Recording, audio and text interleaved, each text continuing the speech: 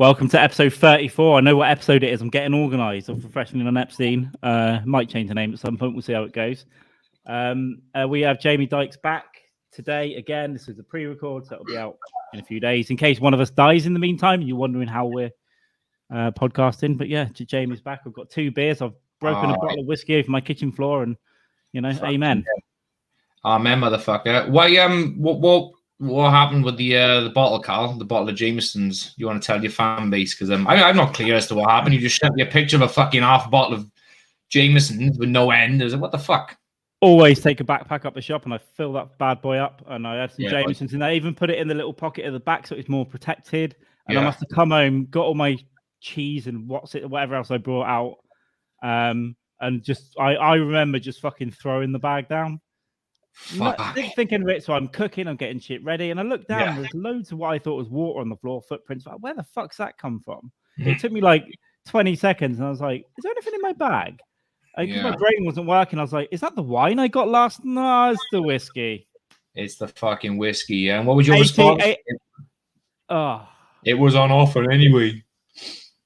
18 quid. If I'd have brought that Tito's, that would have been 28 quid. Shit, bro. It could have been the same effect. Hang on, what the fuck's my dog doing? Hang on, he's ripping some shit apart. Let me put him in his cage. Go for it. Yeah, buddy. Go for it. Oh, Jamie's on dog duty. Actually, give him. I'm gonna give him one more shot where he is, and if he carries on, I'll take him up the farm and let the farmer deal with him. That farmer finger his little dog butthole. Jamie, this is my fourth. This is my 4th podcast today. Fucking hell, us. I've done a fucking UFO one, small one. I did Gentle Arrogance with my mate Sam, and then I did another one of these with Greg and George. And this was an off. Why not? I just thought I'd send. I was going to even see if you were about earlier, but yeah, why not do 4? Why the fuck not? Now, when in doubt, just get 4 podcasts out and smash them out. Like something popped up in my YouTube pop up earlier. It was a picture of your face, and I could see George's baby little bald head and face, and some other dudes. And I sorry, it said live, but then you sent me like a link later on when it was finished or some shit, and I was like, okay. What it was, I had to leave the podcast 5 minutes before it ended because I nearly shit myself on air. Nice. I had to go and put half the gravy out, and then come back and finish it off, and then go and back and finish that off. You are committed. Wasn't good. You don't think you need a shit, but you sit down, it just comes out like an ice cream pump. Like it just blurts fucking out. Like I've had that. I had that problem last weekend when I went to Butlins in Minehead, and it started off with 5 of us in the caravan. That was on Friday, and then by about 5 p.m. it was down to 3 of us. But we was all literally like shitting through the eye of a fucking needle. It was fucking horrific. The toilet had a good like spattering of just like liquid shit. Wow. Just so much fucking booze was just plowed on our fucking chests. It was just ugh. You were in Minehead. I've been to that one because my sister was there, and I went to a wedding in Somerset, and I had to drive to Minehead Butlins, hung over up those fucking windy lanes. Oh, mate, they're fucking on the way there. We had a couple of beers on the way there in the car, which is a bad move because we must have been about 20 minutes away from Butlins, and I needed a pee like building up to that anyway. But this all but like 20 minutes away, and this urge of just I need to pee was fucking overwhelming to a point where I could feel it coming out of my dick. And I was just literally legs crossed, had tears in my eyes, and it was burning. And I was like, I gotta go pee. But we finally stopped off then in a McDonald's, and I literally got out of the car, and I was just cross-legged, and I was hobbling, and this was horrible. I never needed a fucking piss so bad in my life. I've been in all kinds of sea with this. That's what happens when you drink in a car with no. I've been in all kinds of crazy situations with toilet necessities. Not good. Horrendous. I'm still fucking sweating. This is crazy. Your picture is freezing on the reg. I can hear the sound. There's no disruption, but Let me go and check my router a sec. Yeah, go for it. The fucking dog's probably been on there, sucking up all the Wi-Fi. Dog's researching dog porn. Is that better with the lighting? We'll see. We'll figure it out, guys. That'll do. It's dark. It's atmospheric. Jamie has just gone to sort his dog out again, or the Wi-Fi. So we'll keep going. Yeah, this is pre-recorded on the 25th of September. It will come out sometime, maybe next weekend. Where is he? Let's get him involved here. 2 glasses of iced Brewdog Punk IPA. It will give me the shits, but that's lovely. No, it's fine. He's all plugged in and good to go. I just let him out for a piss or a shit or to kill a rat or whatever he's gonna do. I'll check again. Let me know if it glitches again. I'll go and have another look. It's still freezing every couple of seconds. To be honest, here's what you can try. If you remove yourself from the stream and come back in on that same link, it might reset it. Just do that, and I'll keep rambling.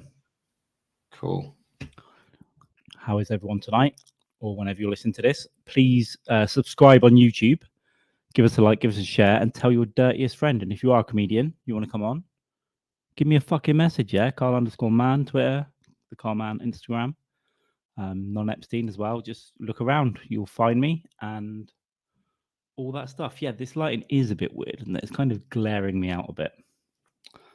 Let me try something else here. Oh, a little bit of blue.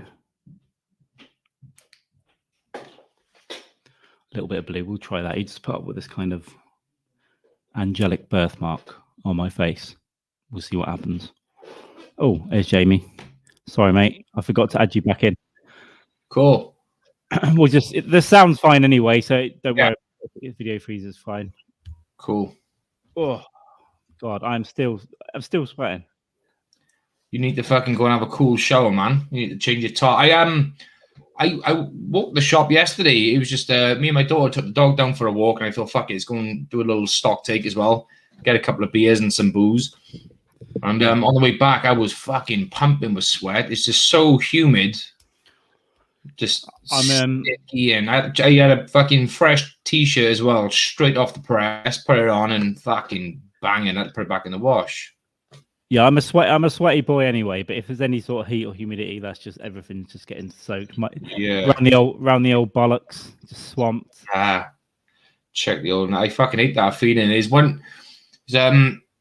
I can't stand my feet when they're wet or sweaty feet. I can't stand.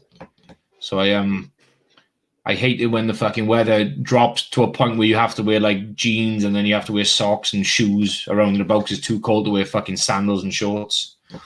But needs must. What if Margot Robbie had a sweaty feet? Margot Robbie, fucking hell! I would drag my nuts through 10 feet of broken glass to suck a fat out of it off. I fucking would. But yeah, what an amazing fucking woman. Foot fetish. And do you know the series Hot Ones? No. So it's where you should watch it. The short episodes of people trying hotter and hotter chili sauces while they're being interviewed. Right. Okay. But she's got an episode on there, and it's phenomenal. Yeah. I've heard of it, but I haven't seen it yet. Yeah, everyone like Bert Kreischer and everyone go on. I think Red banned them originally, but a load of comics go on. Joey Diaz has been on there, and they just try and interview whilst you're eating hotter and hotter chilies. Nice. But Margot went on there and talked about the days of her working in Subway, like how proud she was, and she made perfect Subway every time and always made the effort.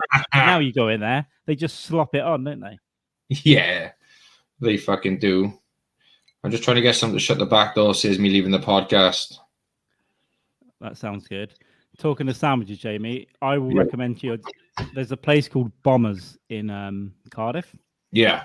Do you know on Queen Street where there used to be a Burger King on the corner? It's now a Jollibee or something. It's like halfway down. You go down that road and you can't see it until you get almost on it. There's a little cafe or sandwich shop on the left called Bombers. Right. It is phenomenal. It's the fucking boy. It's like Subway, but all the meat is fresh, roasted, and made that day. They have spicy shit, sometimes pork and gammon. It's beautiful. Yeah. All the vegetables are fresh, and you can get a wrap. You can get various size sandwich. I get a big boy granary wrap, which you have to put it in 2 separate bags. It's that big. Nice. pack everything in there. It's no extra to pack as much as you want in there. It's phenomenal. Always gives me the shits, but it's worth it. Yeah, I like it's nothing better than a phenomenal sandwich. You get some. I've had a couple of great fucking sandwiches over the years. I think it's probably one of the few things God actually got right was, you know, a phenomenal sandwich. God gave us free will to create a good fucking sandwich. Close the door, but he's on the couch. Thank you. Cheers. But there was a great. I used to work in Cardiff years ago. I think it was Comms Direct. Is one of those shitty fucking phone companies that sell phone contracts, like third-party vendors or whatever the fuck they're called. And that was in Dominion's Arcade in Cardiff. Oh yeah. And it wasn't too far from there. There was a shop called, I think it was called the New York Deli. I think it was. And yeah, it's in one of the arcades. It's still there now. Oh man, they definitely opened during COVID last year, so they were there a few months ago.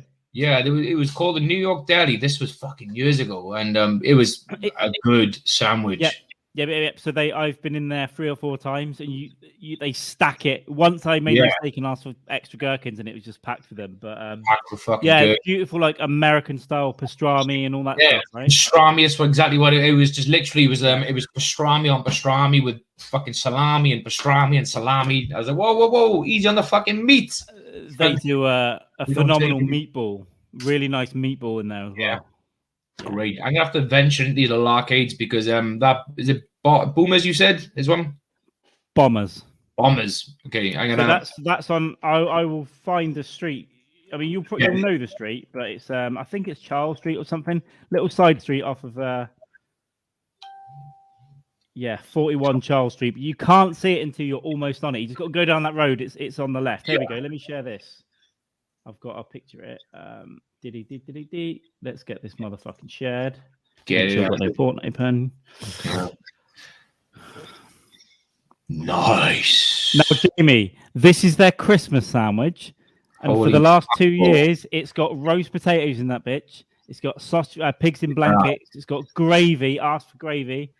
Gravy. It is outrageous, but the regular like big boys look like this. Yeah. Now everything is so beautifully fresh. It is phenomenal. Even the salad looks fucking appetizing. It's all perfect. Enticing me. Yeah, and they really care. I think that's the owner. They really there it is there. So that's what it looks like. Just set back. It's grey. You don't really notice it, but always got a queue out the door. Perfect. Nice. And they always put like a little bit of extra love in their craft when they apply the sandwich. Yeah, the guy that has it, he really gives a shit. All the staff are well trained. They're quick. You got to know what you want when you get to the counter because they're on you. They're like, what do you want? What sauce? Fucking what do you want? Yeah. Because there's always queues out the door, but they have a little. When you go in, straight opposite, there's a printed daily menu. It changes every day, and they'll have like 3 meats. It might be gammon and ham, perk bomb chicken, and then you choose all the different types of mayo and sauces. Yeah, that's my kind of fucking my kind of deli or Sam. I don't visit enough like deli shops or cafes as much as I should do, and primarily reason being is when I'm out and about and I look for food, I'm always looking for somewhere that sells booze at the same time. Do you know what I mean? Fair. So I'm like, I want a sandwich, but it's like they don't do booze. I can't get a beer with a sandwich in fucking Subway, so it's few and far between. I'll go there. What you can do in Bombers, pop in the Tesco at the Capitol, get yourself a fucking beer, walk down the Bombers, get a sandwich, go and sit on the grass. That's a good fucking shout, that is. Yeah, I'm going to start prepping. That's preparation, Carl, that is. You're a man who is committed. That's what I like about you. I tell you what, if we go out for a drink, we'll get a fucking Bombers. But the only thing is, though, they run out early, so we have to start day drinking, so maybe it's not a good idea. I did, this is something I raised the wife the day when you messaged me. I said, yeah, Carl wants to meet up in person, have a couple of beers, and then some food, and maybe podcast as well. So, I got to work on a day where she's not working or working too much, so she can pick up the fucking brats from school and the dog and this there. So yeah, we'll plan that for the next couple of weeks, and we'll meet up in Cardiff early. Sounds good. We wouldn't do like a massive, just do like an hour. So basically, I've got this right. Plug 2 mics in. I did it with Dave Flynn. We went when Cardiff opened again after COVID. It was pissing with rain. Everyone brought out their Yeah, we sat out in the rain and just did a podcast and drank beer on a Saturday afternoon. Why the fuck not? Do you know what I mean? why the fuck not? But yeah, definitely keen to do that. Yeah, it'd be great. We could have a night and a chin wag, and then we can podcast a bit, not podcast, and just fucking drink and eat sandwiches. Just end up in a fucking. You apologise to your missus in advance because you're going to come home in a mess. She gets used to certain things. And likewise, you get used to certain things. Usually, what a good girl. When we finished the last podcast we done, I mean, we were both really fucking tired, hung out our asses, and then I think it went on for like 3 hours. And I came back in after we had finished, and she went, "Oh, another drink?" I said, "No, we're done." And she just giggled. I said, "No, we've finished with the podcast. It's done." She went, "It's only been like 3 hours." I was like, "I know." Because she's used to 5.5 hours. Yeah, we're both tired. We've both been responsible. I think she was a bit like, "Oh, okay." Yeah, it's an unusual thing, but it does happen from time to time. I got energy today. I must admit, I'm tired after the day. I'm hungover, no sleep, and 4 podcasts. You know what? That's good going. That is. I've still got a bit of energy. I'm lively. I feel good. It's not like last time because I remember I was like, that was my energy level. Like, You started the podcast like we usually end the podcast. Yeah. Well, normally, the one eye's closed, and I'm like, I'll tell you fucking something else. I'll tell you now. Fuck Yeah, it was. I still haven't watched it yet. The Mind Dog TV podcast with you, but I was literally in the caravan on the Sunday. We had a bit of downtime, so I just was trying to watch bits of it, but I kept fucking the signal kept cutting out. But it looked fucking cool. You looked in your element. You look comfortable. I was just fucking ranting, dude. I just drank beers. I had about 4 beers and just went. Yeah. It was how fucking good is he? He is fucking I really good. enjoyed it. It's a great channel. I watched in the run up to that. I thought I'd watch a few. I watched Andy Andrist, I think. I watched and I can't remember what else. I watched your one. I watched something else just to like see what it was like. But yeah, get a grasp of it. He's such a good fucking podcast host. I think he's got such a I want to say unique way. I think is not unique as such, but he's got a great way of delivering his podcast. He's got a great structure of asking questions, luring you into full-on conversations. He's I think he's fucking brilliant at what he does. Yeah, I found it good to talk to. So everyone, that is minddog.tv. Just have a look on YouTube, and Jamie and myself have both been on there separately. Go and get involved.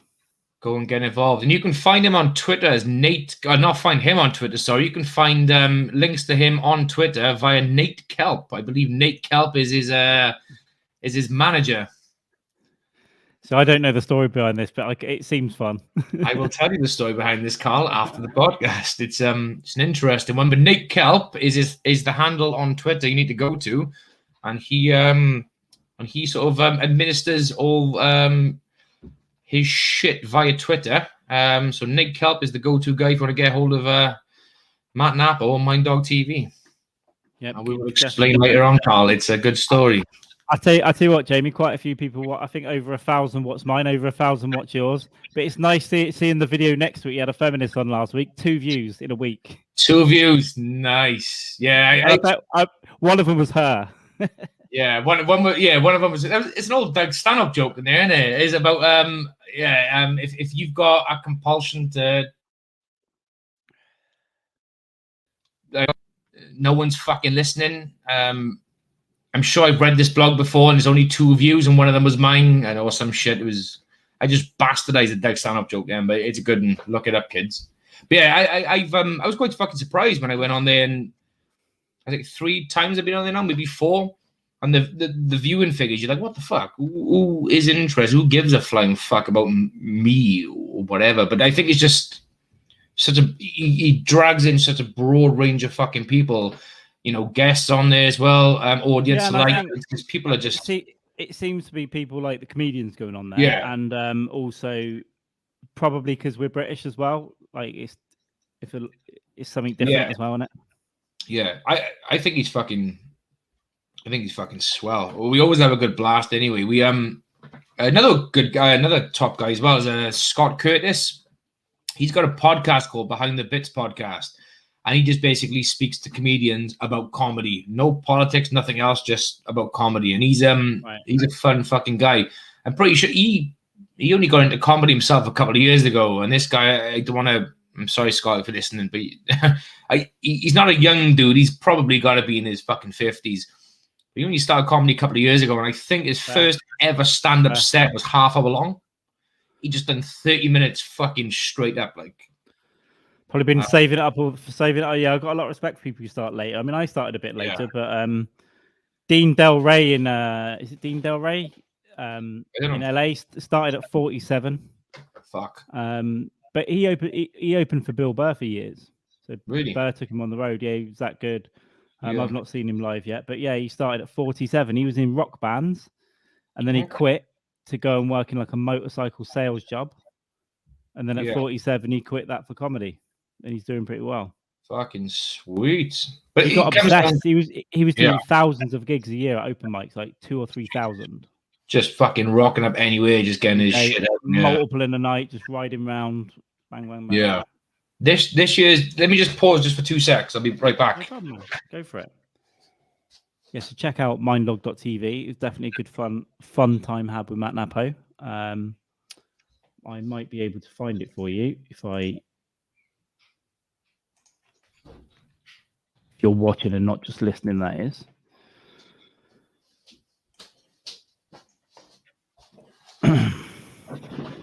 Yo, I'm back.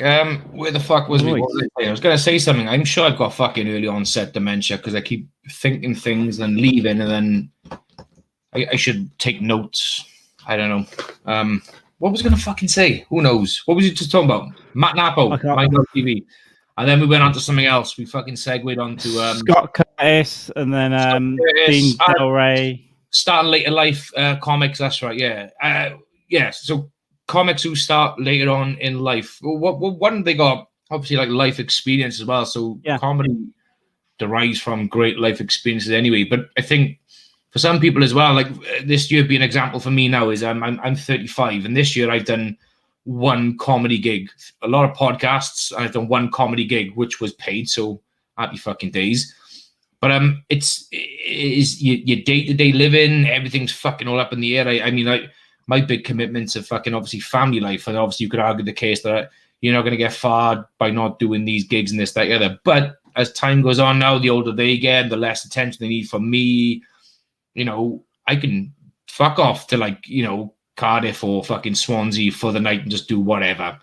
You know, so I think I'm going to be a bit of a more, in the next couple of years, do a shitload more fucking gigs. I'm not saying I'm going to fucking make it fucking big. That's not the main plan. But I just want to fucking do comedy. Just get some reps under your belt, get your feet going. Because when we come back this year, in May, I came back and I was rusty. Like my second gig, I've got that on video, but it's not great. And I'm really fat.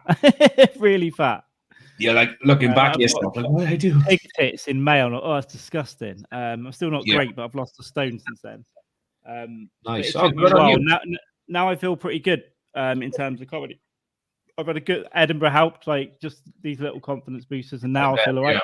Got two this month to go still, and then quite a lot booked in. So hopefully by my comedy anniversary is Valentine's Day, so it's mid-February, goes to year. So nice. By mid-February, I want to get like X amount done, so I can go. Good year. May to February, because that's all it was this year. And then when we get into next year, I'm gonna fucking get a machine gun and just as many as I can. Well, I took your advice. You said what the fuck's his name from Legion of Skanks? The guy you're always going on about. Luis Gomez, Big J, Dave Smith, Tim Dillon. No. Oh fuck! What the fuck? I think his fucking name though. He's the one who basically said, you know, he couldn't get gigs, and he just started putting on his own, and he just fucking Luis J. Gomez. Yes, that's right. Gomez. Yeah, that's right. Yeah. I heeded your advice, and I just decided to obviously fucking make the step and obviously sort it out with the local. But they're keen. Every other Wednesday, I said, we'll just do like a open mic night. And that's something I can commit to as well. Even if it's just me and a few others and fucking you pop down and we just literally just fucking into a microphone. It's just fucking practice. It's just getting your shit out, testing the material, audience, no audience, comics, more so than fucking audience probably, but it's just something different than sitting in your fucking house staring into a fucking mirror. And obviously you can take that fucking tried and tested material then to a club in Cardiff or fucking Swansea or Bristol or wherever the fuck, and then go from there. But I mean, so it's partly obviously, you know, tied down with work and family life, but it's also partly like laziness on my half as well. I've just been so complicit in the last fucking 18 months or so, like a lot of people. It's just having that fucking push and shove to fucking do it. So I thought, fuck it. I spoke to them. They're keen every other Wednesday or so, and we can just do something. We don't want to be doing it for charity, raising, what did you say, fucking 13 quid a fucking pop, and then, yeah. So yeah, I was speaking about this with Greg today. He said, a couple of years ago, there was a genuine comedy. Some charities shouldn't have a comedy gig as a way to raise money. There was a comedy gig to raise awareness or whatever of the Jamie Bolger case. He's like, well, what? What? Raise awareness for the Jamie Bolger case. Whatever the reason was, but it was for that cause. It's like, what a weird thing to have a comedy. It's like, we remember I think what he said was, we remember the very specific details about that murder, like child murder. Yeah. And now comedy. Fucking hell, yeah. That's fucking, yeah. I messaged you, didn't I? A few weeks ago, I was scouting on the South Wales comedy page, and it was just this whole fucking list of, oh yeah, we're doing a comedy night, but we want non-binary LGBT plus. We want anyone who's like non-white comics. We want It's like, oh, okay, great. You shouldn't have to fucking specify what you're looking for. It's almost like you're saying, well, we used to fucking only want certain groups of people to come and do comedy for us, but now we're advertising specifically, you can come. It's like, no, comedies are fucking, if you're doing open mic night, you shouldn't have to fucking specify. Yeah, I get pushing for diversity. Yeah, exactly. What they're doing is they want to look like they're doing the right thing. Yeah, it's like they're going out their way to make a fucking point. It's like when I eventually get around to fucking doing mine, it'll be a simple case of, if you want to try comedy, come and fucking do it. I mean, you shouldn't have to fucking, because if someone fucking specified, like, we're looking for a 35-year-old white male with blue eyes and black hair with streaks of fucking grey to come and do us, I'd be really fucking dubious about going to that fucking gig. I'd be a bit like apprehensive about turning up. Why are you specifically requesting me to come to your gig? I mean, yeah, I would just rather people be funny, go whoever. Like, I'm all, there's plenty of fucking awesome comics from all backgrounds, and I don't care if you're in a wheelchair or whatever. Why, go and do it.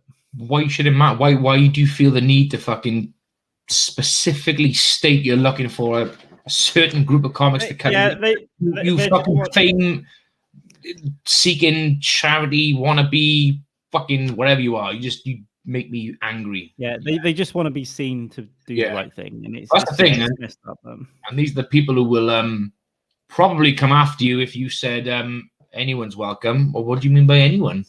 It's like, anyone. Well, fuck who you are. You should specify. Fuck me. Yeah, I've not had any problems so far, and if I ever did, I'd probably just ignore it. To be fair, I'm not going to get involved in a Facebook fight in a comedy forum. It's like, go fuck yourself.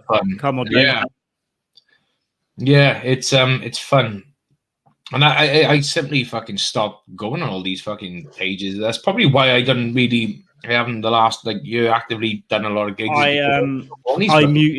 I muted them all last year when all those fights were going on everywhere. Oh, every fucking day there's some drama. There was get off Facebook, go for a walk. It's fucking crazy. I remember it was a little group we had going on Facebook chat. It was me, it was Shug, Tommy, Jordan, a few others, and then anyway the phone was going bada bing, bada bing, bada bing, bada bing, bada bing. As I went on there for the first time in a while. So what's going on, guys? And then I go, have a look at this article by so and so, fucking status on Facebook and blah blah blah blah blah. I was like, whoa. It was all about something to do with like transgender, or someone was being. I know what it was. I'm not going to mention the name because he's right. And then I was like, and then Jordan said, "Jane, do not comment a single thing because she said they will fucking come after you." I was like, I wasn't going to say shit, but thanks for the warning, babe. Anyway, because she just said, "No, I'm just saying because these people are fucking dangerous." There were some mentally ill people on there. going after people and trying to cancel low-level comics. So what are you doing? What Why are you the doing? Fuck? But what were they? Did they make a joke or fucking and say? They were digging up stuff from 10 years ago. Yeah, digging up people's Facebook posts or whatever. Yeah, these people are mentally ill and do comedy or don't, but that sort of stuff is psychotic behavior. Yeah, it's fucking crazy. But it's even Johnny Depp the other day he come out. He just said, look, he said, cancel culture is coming for everybody.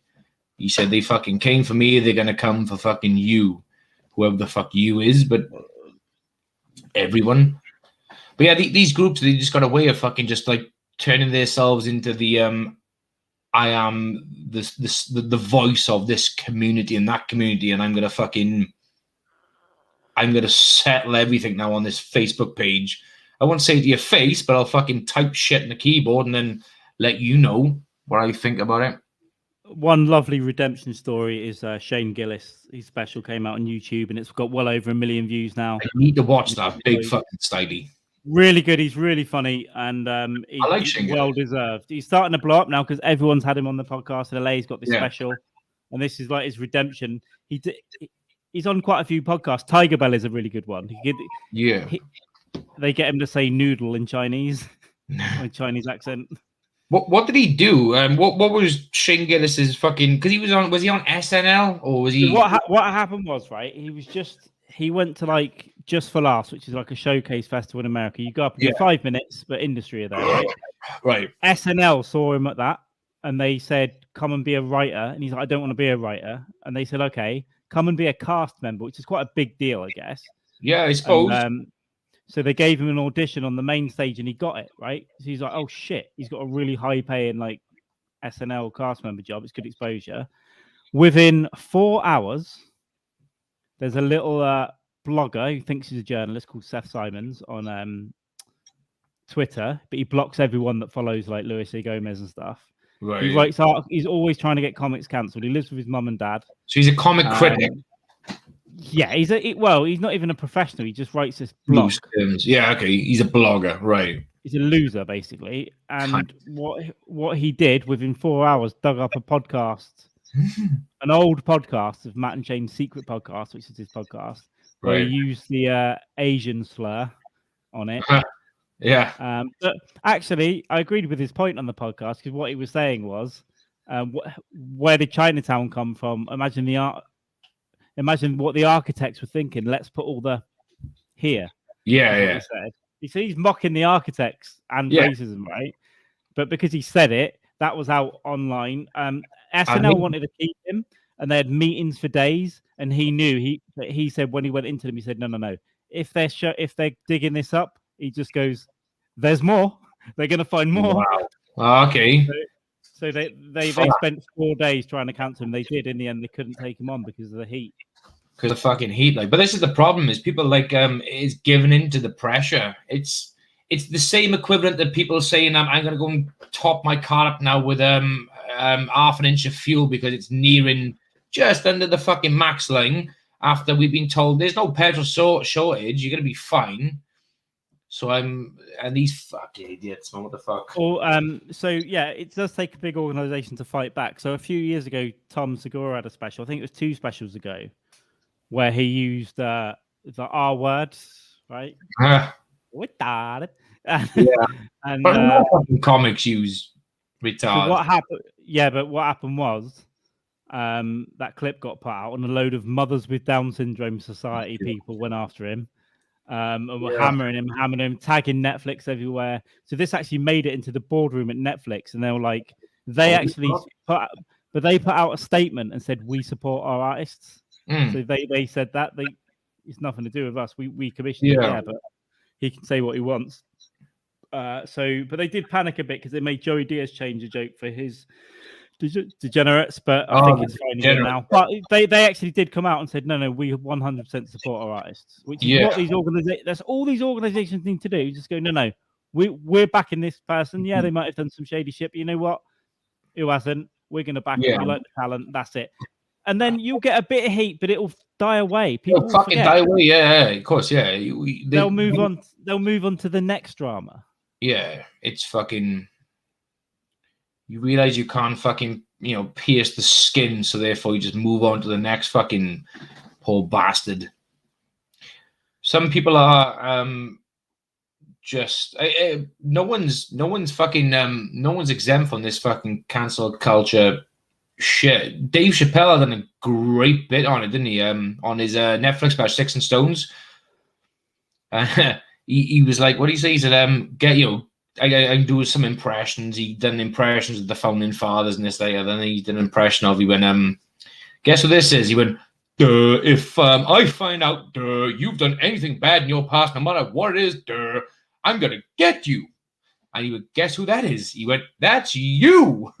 The general fucking public, like, because you say one fucking thing or one tweet or one Facebook status, one little slip of the tongue on a pod, not even a slip of the tongue, you just say something because it's funny at the time. These people don't care what people have said or done. They want to be seen again, to be doing the right thing. Go, look, I am better than this person because I've caught him, and now let's all pile on. We've talked about before, like I was telling you about a story about my cousin who is black and she's from the West Indies, and don't worry, I'm not going to drop the word, but she's from the West. Her father's from the West Indies, so therefore she is black. That's my cousin. And when we were kids, we was in a park and she was on the swings, and completely unprompted, she went, hey, look at me. I'm the only N-bomb in the park. He's like, wow, unprompted. And you know what? And she said it for fucking best part of 10 minutes. I'm the only N girl in the park. What do you think about this, white people? I was like, oh, sweet. And I dropped the N-bomb once on this podcast with you. And I said it because I was telling a fucking story. And no doubt at some point someone could say, look, you said this. Without giving anyone clues, I've said all kinds of shit. There's still one episode of something, not this podcast, but I might go back and delete because it's heavy in the language. Yeah, it's fucking. Who was that? Was something you've done with someone else? No, I did this solo thing for a while, and I still occasionally do it, but I've not done it for ages now. But I just used to do like a 5-minute or 20-minute like rant, really, and it just helped me write stuff as well. But I might kind of bring it back, but I do so much, I don't know. But I could turn it into a 5-minute thing. Just do 5 minutes on a Friday. This is my opinions on everything that I've seen. But I did a whole thing on that word. The whole episode was about that word. Nice. So I just talked about it and said, can we say it? And just kept. Yeah. So I'll try and find. If I find it, I'll send it to you, and then maybe I'll have a little fucking peekaroonie. My daughter is I'm rightly fucking so, because no one would say otherwise. But she's I watched for the first time in a long time a couple of months back. I watched Django, and I was just basically repeating some of DiCaprio's lines just to myself in the kitchen because I was just giggling to myself for a couple of days, like, wow, that's fucking nuts. And then she was like, Dad, you can't. I said, I'm just repeating what I heard in the film. Sorry. And she was like, yeah, but you can't because you haven't got the historical racial degradation of these people. I was like, no, you're right. You are fucking right. I'm white trash and I shouldn't repeat them. But she literally shut you fucking down. I'm trying to relearn it now to not be a part of like cancel culture. Trying to make see a bit of sense. Like some people can say things, they don't mean it, but but she's like, I'd probably go as far as saying she's 14, but she's coming across like probably like the progressive liberal left. Well, they have it drilled into the heads at early school now, like early days. Yeah, and she's right. No one can. You shouldn't be. Yeah, there's no. We have to progress as people, and we have. Right? We all have. Yeah, but there's a but as well. I can't remember. I was going to say something, but I can't remember. It'll come back. Who cares? It is a but. Who cares? Like you if something was said in the past, there was a time and a place where certain things were allowed to be said, and it was accepted in the broader society. Now they're not. You shouldn't go after people for saying those things then, because the majority of the fucking population laughed and giggled along and thought, well, it was funny at the time. Yeah, it's crazy to go back 20 years and go, Jimmy Kimmel did blackface in 2000. Yeah. Well, that was okay. That was okayed by multiple network executives. Why is he saying sorry? Yeah, exactly. Justin Trudeau, the fucking, the PM for Canada, he went in blackface, or dressed up as Aladdin or some shit. More than once as well. College, it was like, it was the day. It's not like they were walking around dropping fucking M-bombs and, you know. But that's just funny for him to get caught because he's Captain Woke, right? In public. He is Captain and then fucking go, Woke. well, Yeah. actually, you've done this and this. So that's funny. Yeah, it is. Yeah, you shouldn't. I don't want anyone to lose their fucking job because of some stupid thing they've done 10 years ago. It's fucking crazy. I mean, obviously, there's limits. I mean, if you are proven to just be like in someone's face blurting out the M-bomb or pinning some woman down in a room and raping her, then yeah, you should be fucking cancelled. You should be prison. You should have the fucking law thrown at you. Yeah. Tenfold, without fucking question. But, you know, wanking in a plant pot while someone's looking, if they're there and they're not like moving because they're it's fun. Oh, Harvey. Yeah, one of my favorite jokes is Louis C.K.'s the N-word. Yeah. It's such a good bit. It's like, it goes, I hate the N-word. Not, by the way, the phrase the N-word. And he goes, that's just white people getting away with saying digger. Yeah. Right? Yeah. So he goes, when you say the phrase the N-word, that puts the word digger in my head. Yeah. That's the same as saying the word. So why don't you say it and take some responsibility? Yeah. There's a bit I was working on, still am in some ways as well. And it's about your partner using the N-word in bed and no man wants to hear that. But it's a work in progress. So it's listen, they get away with it. They get away with it in porn sometimes. Yeah, but again, it's kind of that Louis C.K. thing of, you know, it's a work in fucking progress. It had been over a year or so just working on that. I think we was watching like an episode of Luther, and I thought I can work this because he's one handsome bastard. But I'm gonna work on it. It's gonna be. I hope it's gonna be good. I hope it's gonna be worthy of like proper before the punchline. I hope it's worthy of a lot of, oh my god, do not fucking say it. Do not say it. But I'm gonna do it, Carl. I'm gonna do it. I had a bit about saying the N-word as well, and a couple. I haven't done it every time. I haven't done it for a while, but I would then go to like I'm gonna say it, but then just say turn it to nincompoop. Nincompoop. So almost at the near, they're always going like he's gonna say it, and then it's There's play on words is great, and especially when you emphasize a specific point, and then you can try and lead people down to the fucking path of thinking, oh my god, it's going to be brutal. I think I got to bring that back and start doing that again because it is fun.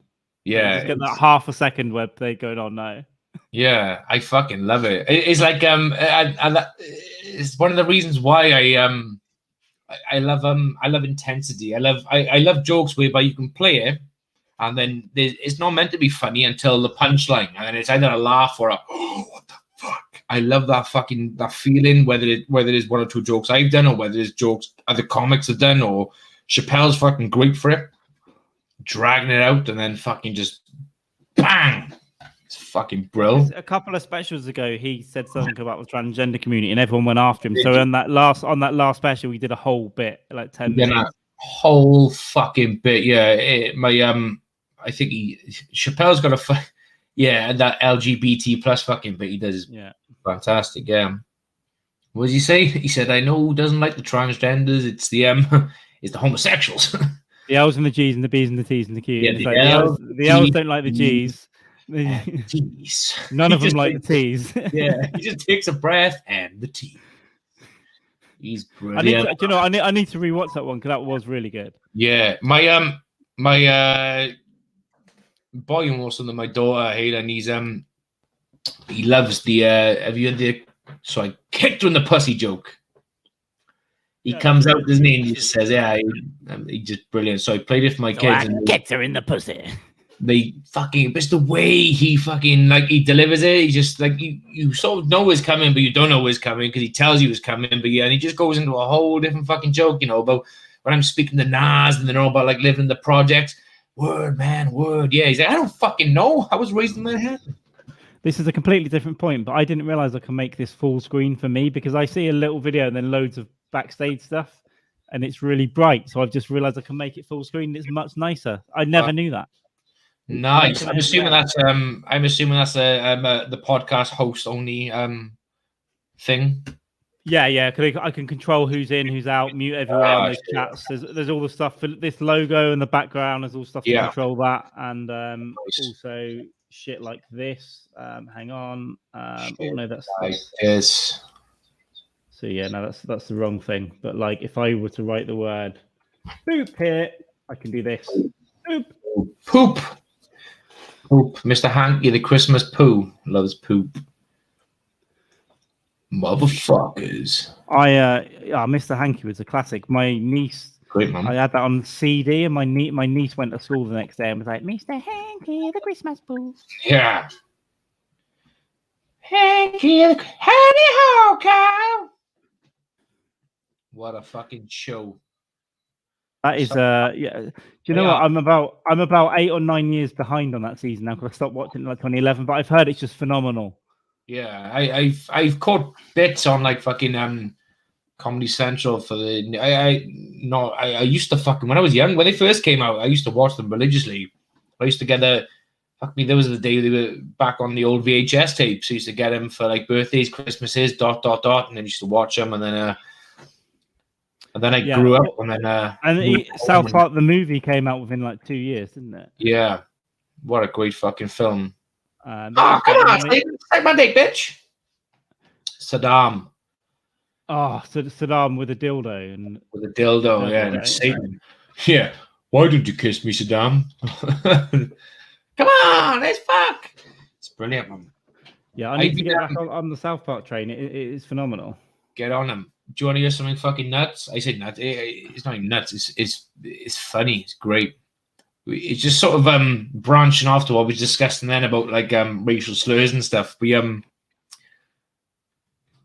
the other day I said to Casey, "Oh, she watched a bit of comedy." She went, "Yeah, what do you want to watch? Do you want to watch some 80s cheese?" She went, "Yeah, go on." So we put Andrew Dice Clay on. Wow. A bit of the Dice Man. Oh, yeah. Why don't you talk to me? Because I'm finished. She said, I don't know Rodney Dangerfield. Right.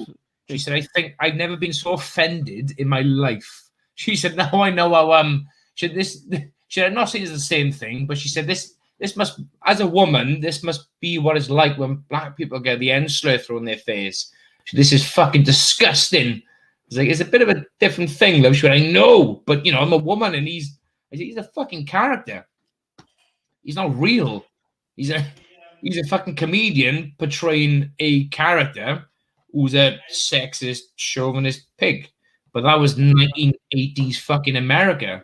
And, Here's the thing about Dice, though. He stayed in that character for the rest of his life. He fucking stuck with it, didn't he? But it's fucking... Jack and Jill woke up in a hill. Was it? Yeah, Jack and Jill woke up a hill, each with $1.25. Jill comes down with $2.50. That fucking whore.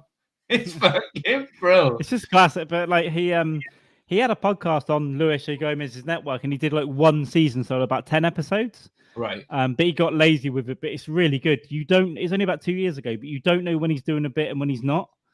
So yeah, he'd have his kids on and women and stuff. But when everyone else would leave the studio, he'd have like the female guest in, and he'd start like hitting on her on air. You didn't know if you didn't know the mic was on, but it's all a bit. But he's so clever at it. He's like, "Hey, come over here. Look at that ass. Let me rub your leg." Like it's just real like weird, creepy stuff, but it works. But it's a fucking like it was a different fucking time, and you could get away with it then. Like even the women in the audience were fucking laughing. You're wearing panties, baby. You shouldn't do that. You get the yeast infection, Hey, one good thing, though. At least you get a rise. Yeah, it's definitely of its time, but I love Dice. He's still got a massive fan base. Yeah. He's got brilliant. Bell's palsy at the moment, isn't he? Bell's palsy. Is he? Oh, fuck. I remember seeing or reading something like that. Yeah. He's doing loads of posters, but he's still gigging, but half his face won't move. I know he's got some fucking... He had some illness or some shit, yeah. What is Bell's palsy? Like a stroke type thing, is it? It's like a temporary paralysis. So your face might go like that for 6 months or a year. Yeah. But it's usually temporary anyway. Hopefully it'll come back. But he's got a really strong opener. They used to date called Eleanor Carrigan. She's been on Rogan a few times and Joey Diaz. Right. She went to the Comedy Store in '93 as a waitress, and she was never interested in comedy, but she saw comedy for like 20 years. Just watching comics while she was working, and then she started doing it, and she's really funny. But she's Dice's opener, like everywhere he goes. Oh, great, nice. So she's got to win over that heavy like male chauvinist crowd, right? Chauvinist fucking pig crowd. Speaking of Rogan, I was listening. I was working earlier, and I checked on Rogan podcast. I did Amanda Knox. Oh yeah, I watched it. Start to finish the other day. Mate. I love Noxie. There's if there was ever like someone who was being completely like fucked over, it was her. That was a really good interview, but she's quite funny as well. She deals with it quite well. Yeah, she's got a great fucking speech pattern. The way she speaks, the way she can conduct herself. Funny. You could hear her voice cracking. You could hear the emotion there on times, but she conducted herself really fucking well. And you know what? She never played the victim. She doesn't come across as I'm the victim in all this. She's like this legal system sucks. This is shit. This is what I went through. And she got her own podcast now, haven't she? Where she speaks to other people, victims of rape, people who've been fucking wrongly imprisoned, and it's just a podcast trying to make sense of wrongdoing, I suppose. She's on Twitter. She's quite good. She did she liked my retweet the other day because she there was this thing going around Twitter like say 3 words you would tell your 18-year-old self, and hers was study in Germany. Nice. She's fucking great. The Italian legal system sounds pretty rough. How messed up the media over here as well, the UK media. Yeah. Have you seen the Netflix documentary? No, I started a couple of years ago when it came out. I started watching it, but I just I don't know why. Maybe I wasn't that interested at the time, but now I am. So I didn't. Go and watch it. It's really well shot. It's well made. She speaks really well, but it's set up really well because the intro's like if I was guilty. And then she goes on, and then she's like, "I'm either a victim of like whatever, or I'm the worst murderer you'll ever meet, or something like that." Yeah. It's really well done. I have to watch it again, but only because, like I said, a couple of years ago, I when it came on, I was a bit like, "Yeah, I'll give it a watch." It wasn't that interesting there, whatever. And then, but now I'm a bit like, "Yeah, fuck, let's definitely give it a rewatch." And because some of the things she was saying about the fucking the Italian police just rocking up, kicking doors down, broken glass everywhere, ignoring fucking cum stains in the pillows and blah blah blah. And it's like, whoa, this is fucking serious. Well, they were hitting her in the interviews, like slapping her around the face and stuff. And I don't think she talked about this, but at one point when she's in prison, they lied to her and told her she had AIDS. What the fuck? And they're like, "You've got AIDS, so you might as well tell us the truth." Shit. Is this like official? Is this like, or what she just said? This is in the documentary. I think it's in the documentary. I think she said that's what they told her when she was in prison. Like. Well, that's pretty dark fucking stuff, though. However, you can't deny the fact, Carl. That's not a tactic we wouldn't use if we wanted information from someone. Yeah, you've got AIDS. You might as well tell me. Tell me now. What's your bank details, motherfucker? Tell me now. Didn't she like? One of the things she kept not stressing, but kept sort of pointing at was, you've got to bear in mind, these police officers, they believe they were doing the right thing. They believe, She was quite humble about it. She said even the guy in charge, she goes, she wants to understand his humanity for coming to that decision, which is pretty awesome about it. I'd be paying someone to track him down in his fucking villa and having him fucking whacked. Kill his wife and kids first and kill him last. Kill the dog. Kick the dog and the John Wick his dog and then fucking, But the way she was, I was like, whoa, hang on, are you? But then I think she just took a step back from the whole thing and thought, hang on now, they believed I was fucking the one, so they were going to do anything within certain confines of their legal system to convict me. So the British media, I think the British media called her Foxy Noxy, and that's how I remember it, because I remember it in the Sun and stuff, like Foxy Noxy, it twisted sex game gone wrong and stuff like that. It's fucking insane.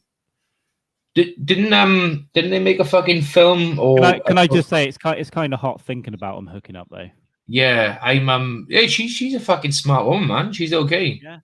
She's all right. Didn't they make a film or program with her with Hayden Panettiere? What the fuck? From Panettiere or something from from Heroes, yeah.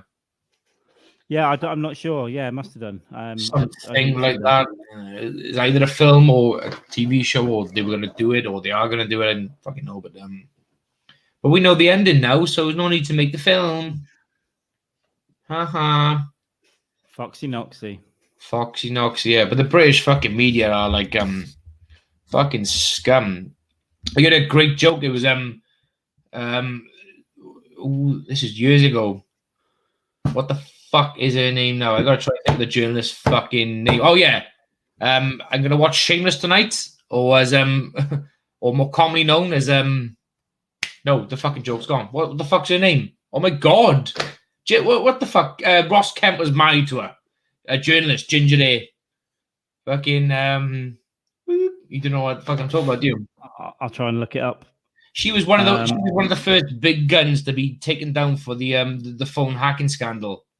Oh, the daughter of the editor. Yeah. The fuck. Didn't realize Ross Kemp was married to her. I'm sure fucking is Ross Kemp's fucking ex-wife. Rebecca Brooks.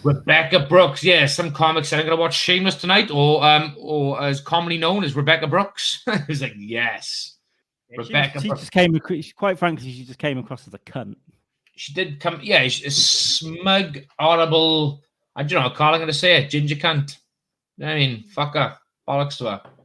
But yeah, she was. I'm sure she was married to Ross Kemp for a stint. Yeah, I didn't realize. I just googled Ross Kemp's ex and she came up. So yeah, I didn't. Yeah. Rebecca fucking Brooks. Yeah, what a foul person. Yeah. Yeah, what a fucking horrible. Like I remember I vaguely remember that whole fucking scandal. But again, as too young to really care, know what the fuck it was all about. But I just remember all this shit coming out. I was like, hang on now, who done what now? Fucking someone's died, someone's hacked someone's phone. There was messages there. There's no messages there. It was a murdered teenage girl, and they hacked her. They hacked her voicemails and deleted them, so the family couldn't hear her basically because they had gone in and deleted them because they didn't want to be seen to getting into it. That's right. Yeah. And that's News of the World, wasn't it, or something? Something like one of Murdoch's fucking red tag papers or some bollocks. Millie Dowler, was it the girl who got killed? And then I think that. Then they backtracked, didn't they? And it was going on for fucking years before that as well, where they were just listening in. And Piers Morgan got fucking ousted as one of the people who signed off all this bollocks as well. And then he went to America to become Piers Morgan, and he had a thing with Alex Jones in America. Remember that one? That confrontation with Alex Jones, Piers Morgan in America. Oh yeah, he did. Yeah. And then Alex Jones said, "Why don't you just go back to the UK and answer questions against the phone hacking scandal?" Listen, I wouldn't. Alex Jones knows a lot of shit. He goes a bit too far sometimes, but he gets a few things on the fucking nose. He sometimes gets some shit fucking right, like. But the problem is with people like Alex Jones is no one listens when he's right because he's such a because of the extra crazy shit, right? Yeah, like Sandy Hook. They're interdimensional child molesters. Yeah. Documents. Hillary Clinton's an interdimensional demon, and she smells like salt. I'm on board with that one. Yeah, that song. We agree on that one.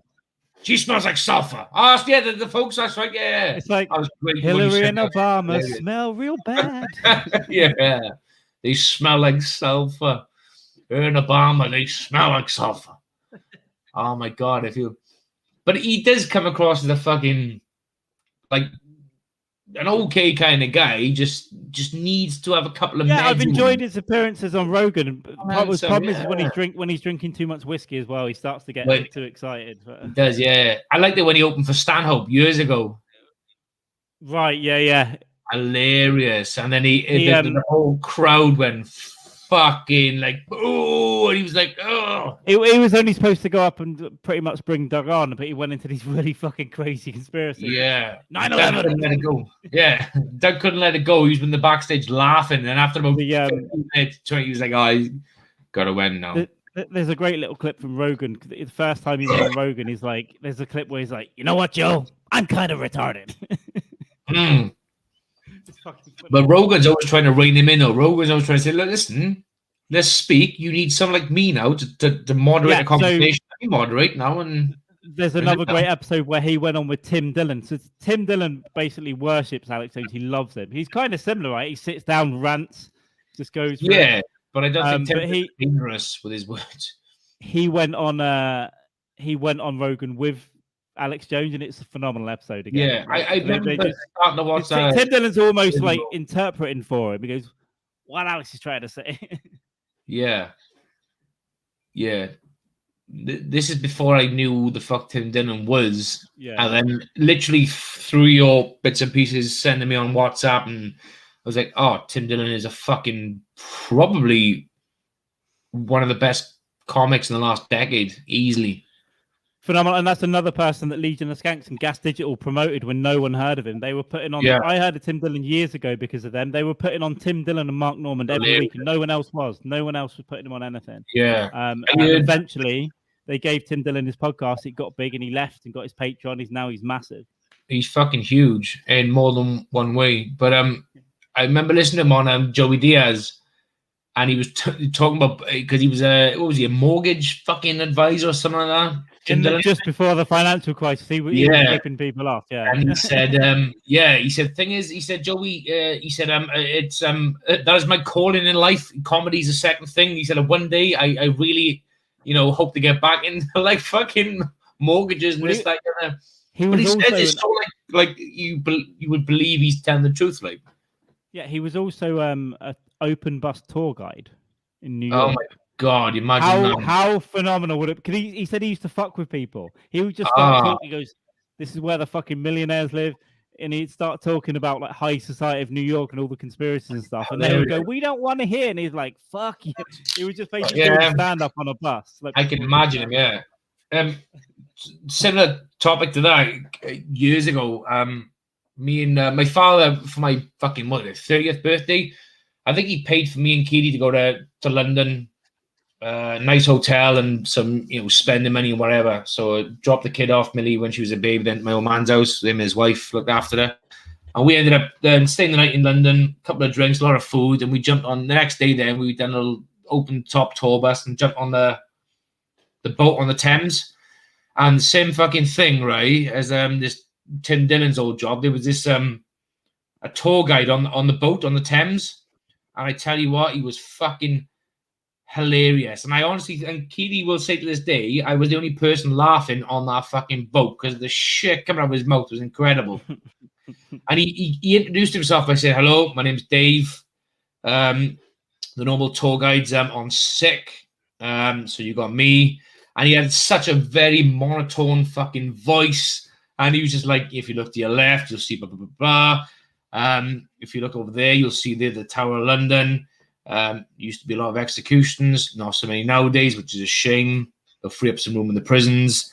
And then it'd be this going on, and he'd be on about, and if you look over there on the right, this is where after your contraband is taken from customs, your cigarettes, your alcohol, this is where they take it to incinerate it. But I've been working on this river for the last 20 years, and I've not seen a single plume of smoke coming from that chimney. However, I've heard their Christmas parties are spectacular. Anyway, and that's what he was like all the way fucking through the Thames. I was fucking crying, drinking fucking Magnum on this boat, and everyone just sitting there like you can see all these like really like fucking. Is this serious? Is this? And I was just like fucking tears down my fucking face, and Keely was laughing as well. I was like, this guy's clearly fucking taking the piss. Like, it was one of the funniest experiences of my life. Just thinking about it, Jamie, I'd love to be a tour guide even once, even like a walking tour around London or something. Yeah, just fucking take the piss. Just take the fucking piss. This is where the paedophile millionaires live. Yeah, this is where the nonsense live. Yeah, we should do like a Tom Green-esque tour guide of campus, like on fucking road trip. You know what I mean? Yeah. This was built in 1705, but it says 1921. That's the address. Smart ass. Should we do that just for a laugh? Should we turn up somewhere? Yeah. Free tour. Hold up a sign. Free tour. Get it on Facebook. Tour guide of Cardiff today. Like fucking Mormons. Hi. How are you today? Let's try this non-alcoholic beverage from this pub. But it says Yeah, 13.5%. we'll just drink No. and talk shit at people until they go. Yeah. And then ask for tips at the end. Just go, yeah, if you Yeah. could spare fiver. 5.4% volume. Oh, this is the water content, honey. Drink up. Be great, man. We should do it. But yeah, how good would that be just for a gimmick? But we should do our fucking own not Impractical Jokers, but we should do our own kind of like hidden camera tour guide footage YouTube channel thing. It'd be a good laugh. Just jump on a fucking tour bus and just who knows. I went up to these anti-abortion protests in Queen Street a couple of years ago, and they had all the big pictures of like the fetuses and stuff, and I just went up to them and go, "Oh, is that a new flavored pizza? Nice. Like, can you eat these?" Yeah. They just didn't know what to say. He's like, "Oh, very funny." I was like, "No, can you eat? I'd fucking eat that. That's lovely. Where is it? Yeah. Is it Pizza Hut?" I would chomp down on that like no one's fucking business. Jeffrey Dahmer style it. My God.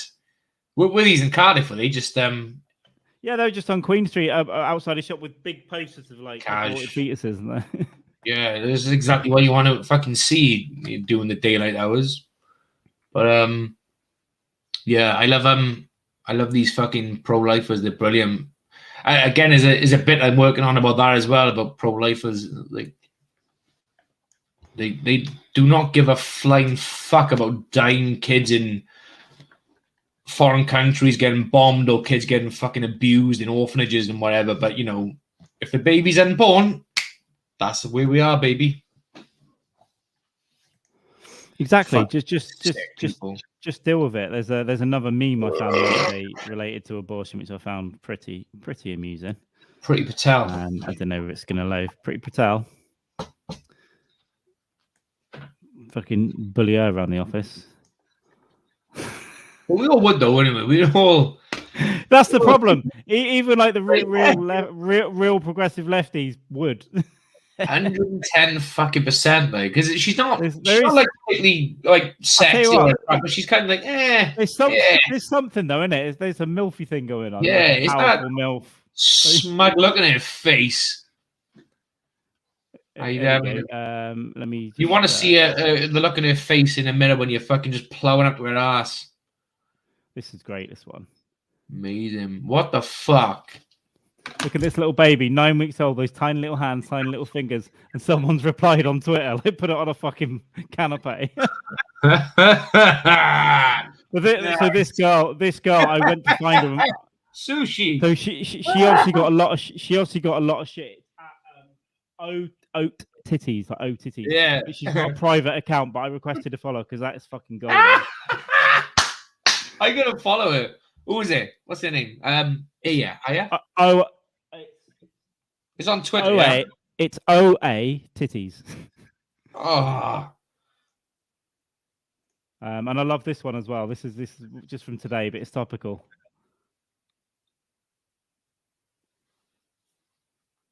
Every taxi driver. Yeah, that's hilarious to see that. Tonight, mate. It's class, isn't it?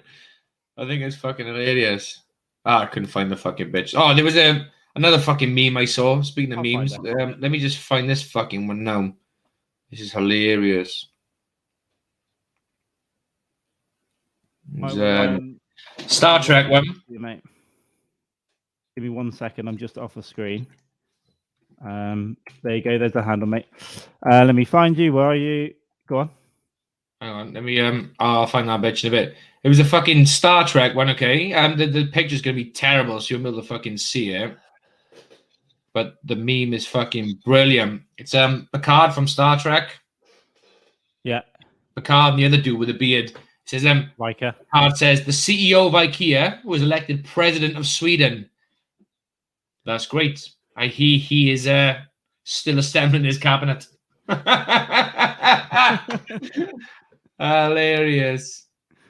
Fucking memes are just the bomb. When you get a fucking good one. I gotta follow this woman. She's fucking class. She looks like fucking Shakira a bit. If Shakira didn't make it big. I mean, listen, Jamie. I'll take hot and funny all day. Yeah, 110 fucking %, man. Hot and funny with abortion jokes aside. That's like yeah. Listen, there's something about a really like I kind of get because it's often the other way around, and it like a talented musician or whatever. Yeah. And girls go mental for it. But I say, listen, if someone's talented, if they're a comic or like a guitarist or something, I can find it really fucking hot. Yeah. If they're like, yes, speaking of abortion jokes, a couple of weeks ago, my daughter went on the laptop, and I used it like the night before, just touching up some jokes and this that other. So she went on there and she opened up the laptop, and it was on my Google Drive. And she went, you done anything? Did it work? And then just before she put it away, she said, Dad, can I ask a question? I said, yeah, carry on. She said, why is it a folder on your Google Drive called abortion jokes? It's like, because I've got a lot of jokes about abortion. And I just went through it then, literally about a week or so back. I went through my different folders. I got like different folders. I'm quite organized. People are quite surprised about how organized my little jokes are. When I actually type them into my fucking Google Docs, how organized things can be. I got scrap paper every fucking way, but I got a lot of folders for whatever. And yeah, I probably got about just under 10 minutes of just abortion jokes. Just fucking flat out.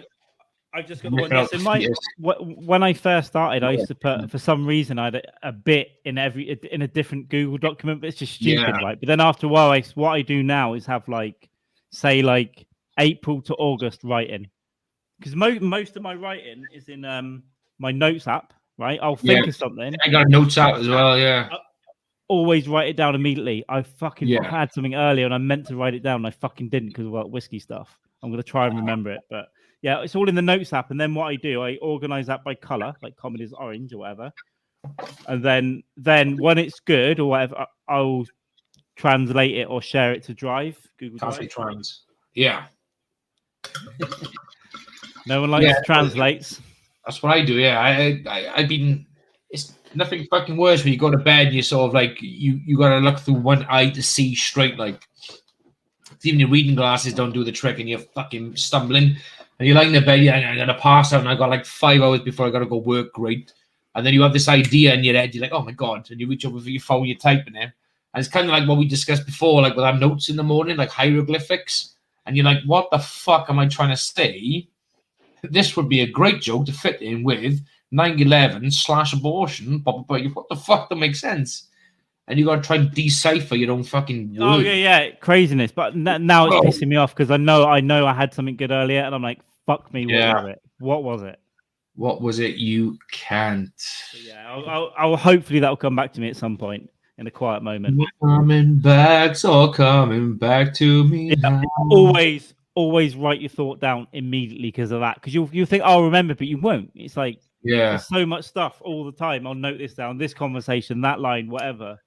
Yeah. I'll try and make something of it, but yeah. I didn't I know I think Rogan gave some advice to fucking Ron White, was basically just like voice record any thoughts you got on this, that, and then Ron White started doing his own little thing, didn't he? Not a podcast, just literally a little reading out his thoughts to his fans. Right. And that seemed to be going well for quite some time. That's when he announced he was going sober.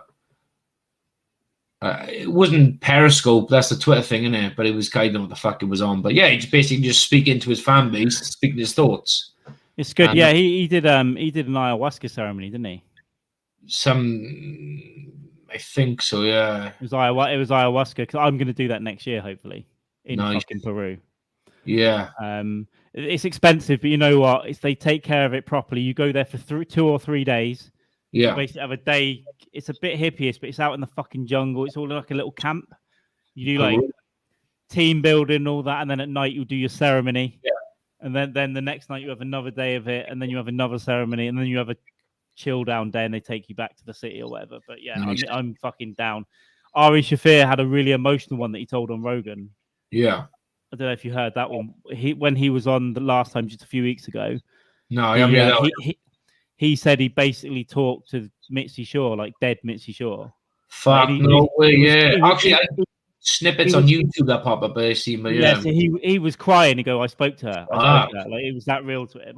And what he was saying was, on his trip, all these orbs were like floating up. Yeah. Like these orbs of light or whatever. And he goes, that is pure. He goes, he realized these orbs are pure creativity. And like every time you create something amazing, like his special or a really good joke, that's an orb of creativity and it like ascends. It's really, really fucking psychedelic and trippy. Yeah. And he was crying. He was like, he goes, I want to create orbs. That's what I want to do. I want to be creative and create. Holy fuck. Yeah. Shit, man. This is like, it sounds like really cult-like, doesn't it? But you can say I'm really interested in psychedelics. You can say sober, but he was tripping balls on ayahuasca. Yeah, you'd have to be to fucking believe everything's an orb, and then it's gonna. Yeah, it's But it's like whatever gets you through it, and I'm really fascinated with psychedelics and consciousness. Right? It's hippiest and weird, but I'm going to take a deep dive because I took mushrooms. Right? I'll tell you something I haven't told many people. I started comedy because I asked mushrooms. Nice. And that was because of Ari Shafir. He goes to ask the mushrooms question, whatever, just communicate. Yeah. Because it was really the first time I did mushrooms in Amsterdam. I took too many, didn't do the research, and I had a freak out.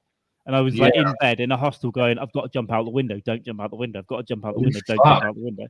Right. But then years later, I took a very small amount. I took half the amount the shop guy said. I was like, he goes, take a whole box. I took half and I took them slow.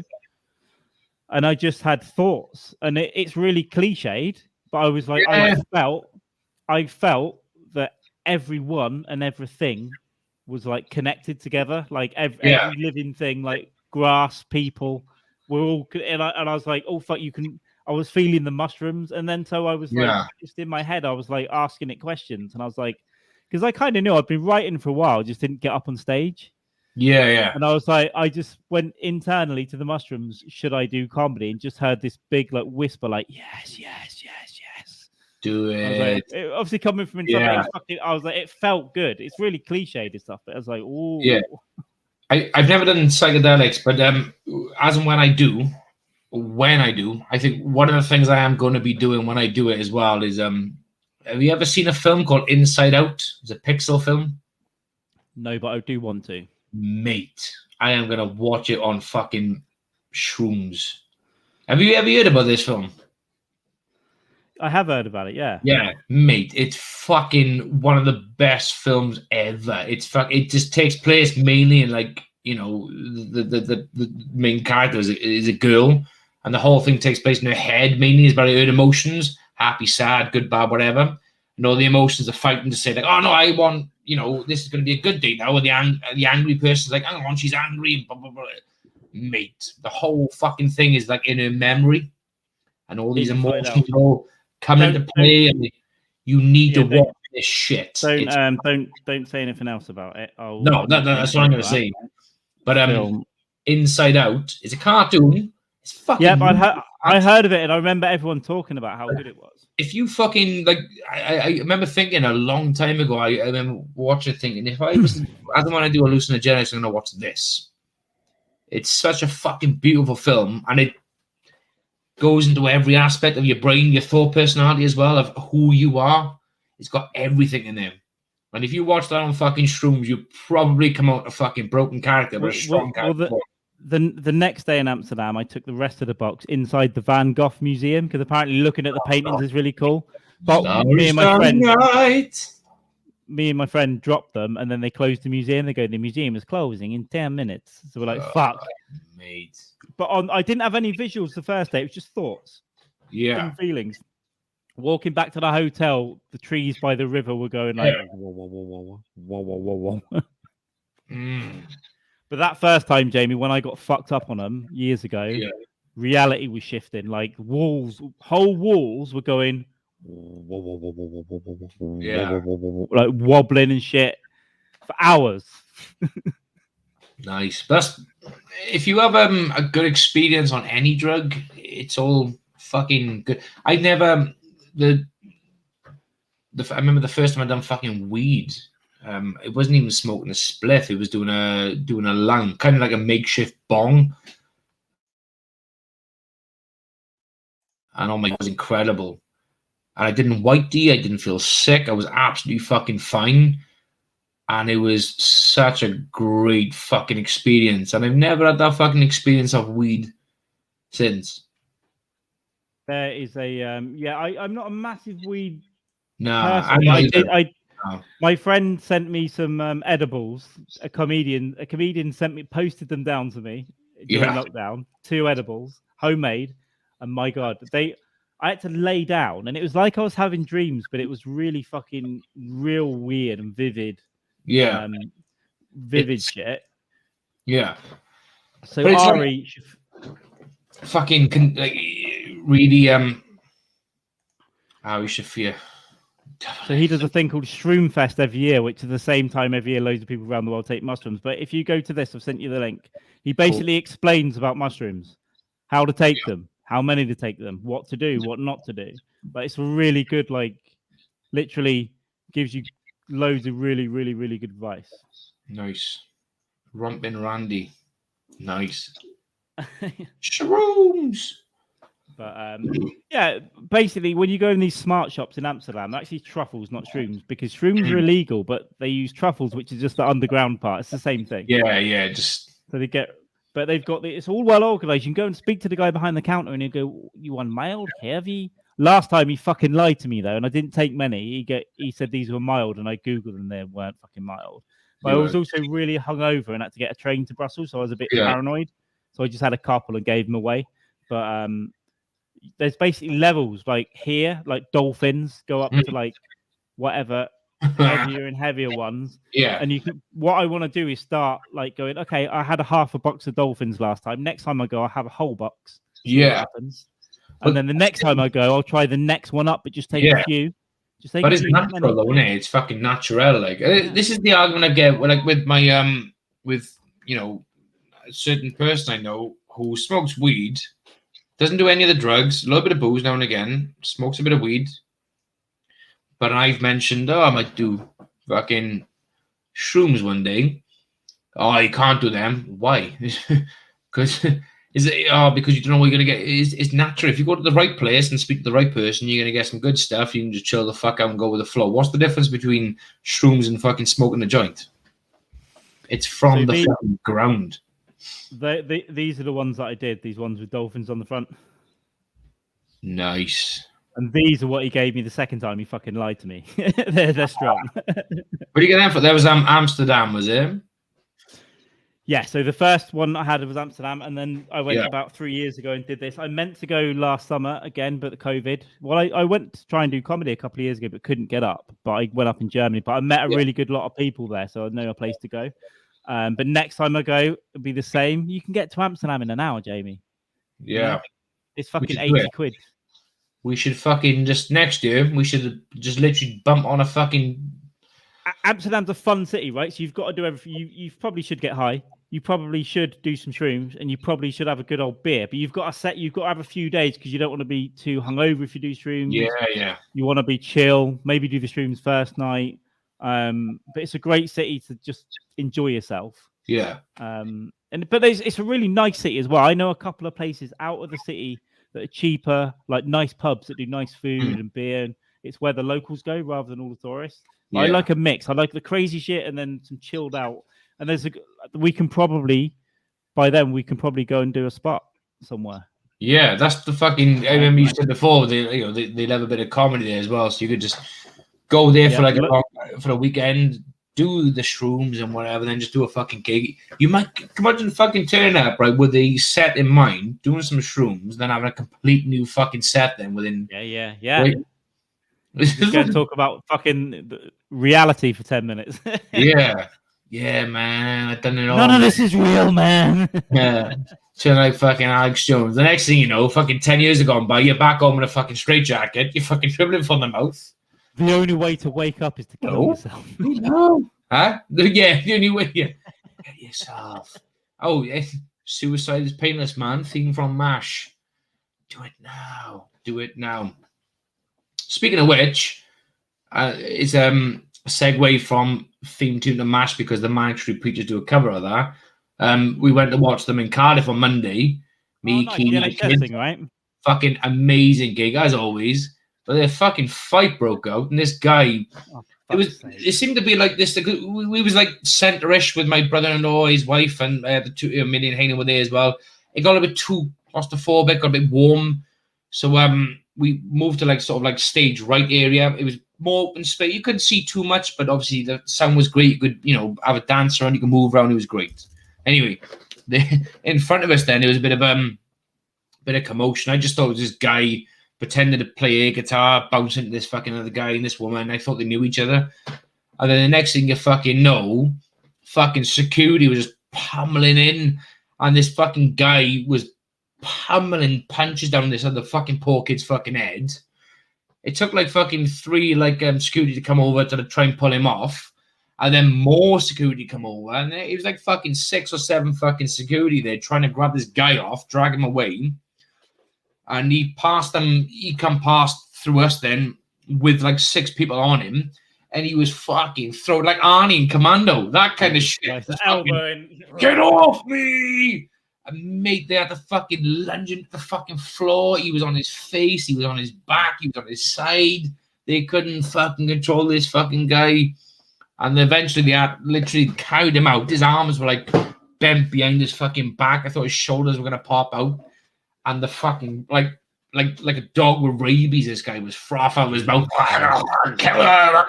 He was not giving in, man. And then that died down. And then a few fucking minutes later, this woman just kicking off then. Fucking his girlfriend, by the looks of it, was scrapping with a female fucking security. He's like, whoa. And this poor fucking guy, he looked probably like fresh in his 20s, right? You know, slim build. And he was just standing there like, you could see the look on his face was like, what the fuck happened? Like, he had bleeding lip.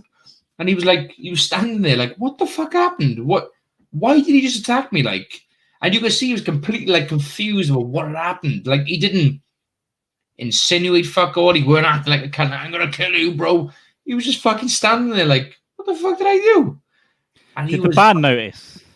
I think they caught a glimpse of it, but they didn't stop it because it's like, why draw attention to it? Scooty got it. And at least from where I was standing, I think they caught a glimpse. But then it's like stage lighting, you can't really see what the fuck's going on. You just carry on and But this guy was on some serious fucking. That was the point being. This guy was on. It was probably coked up, fucking on fat, whatever. But PCP. Yeah, Spice. PCP.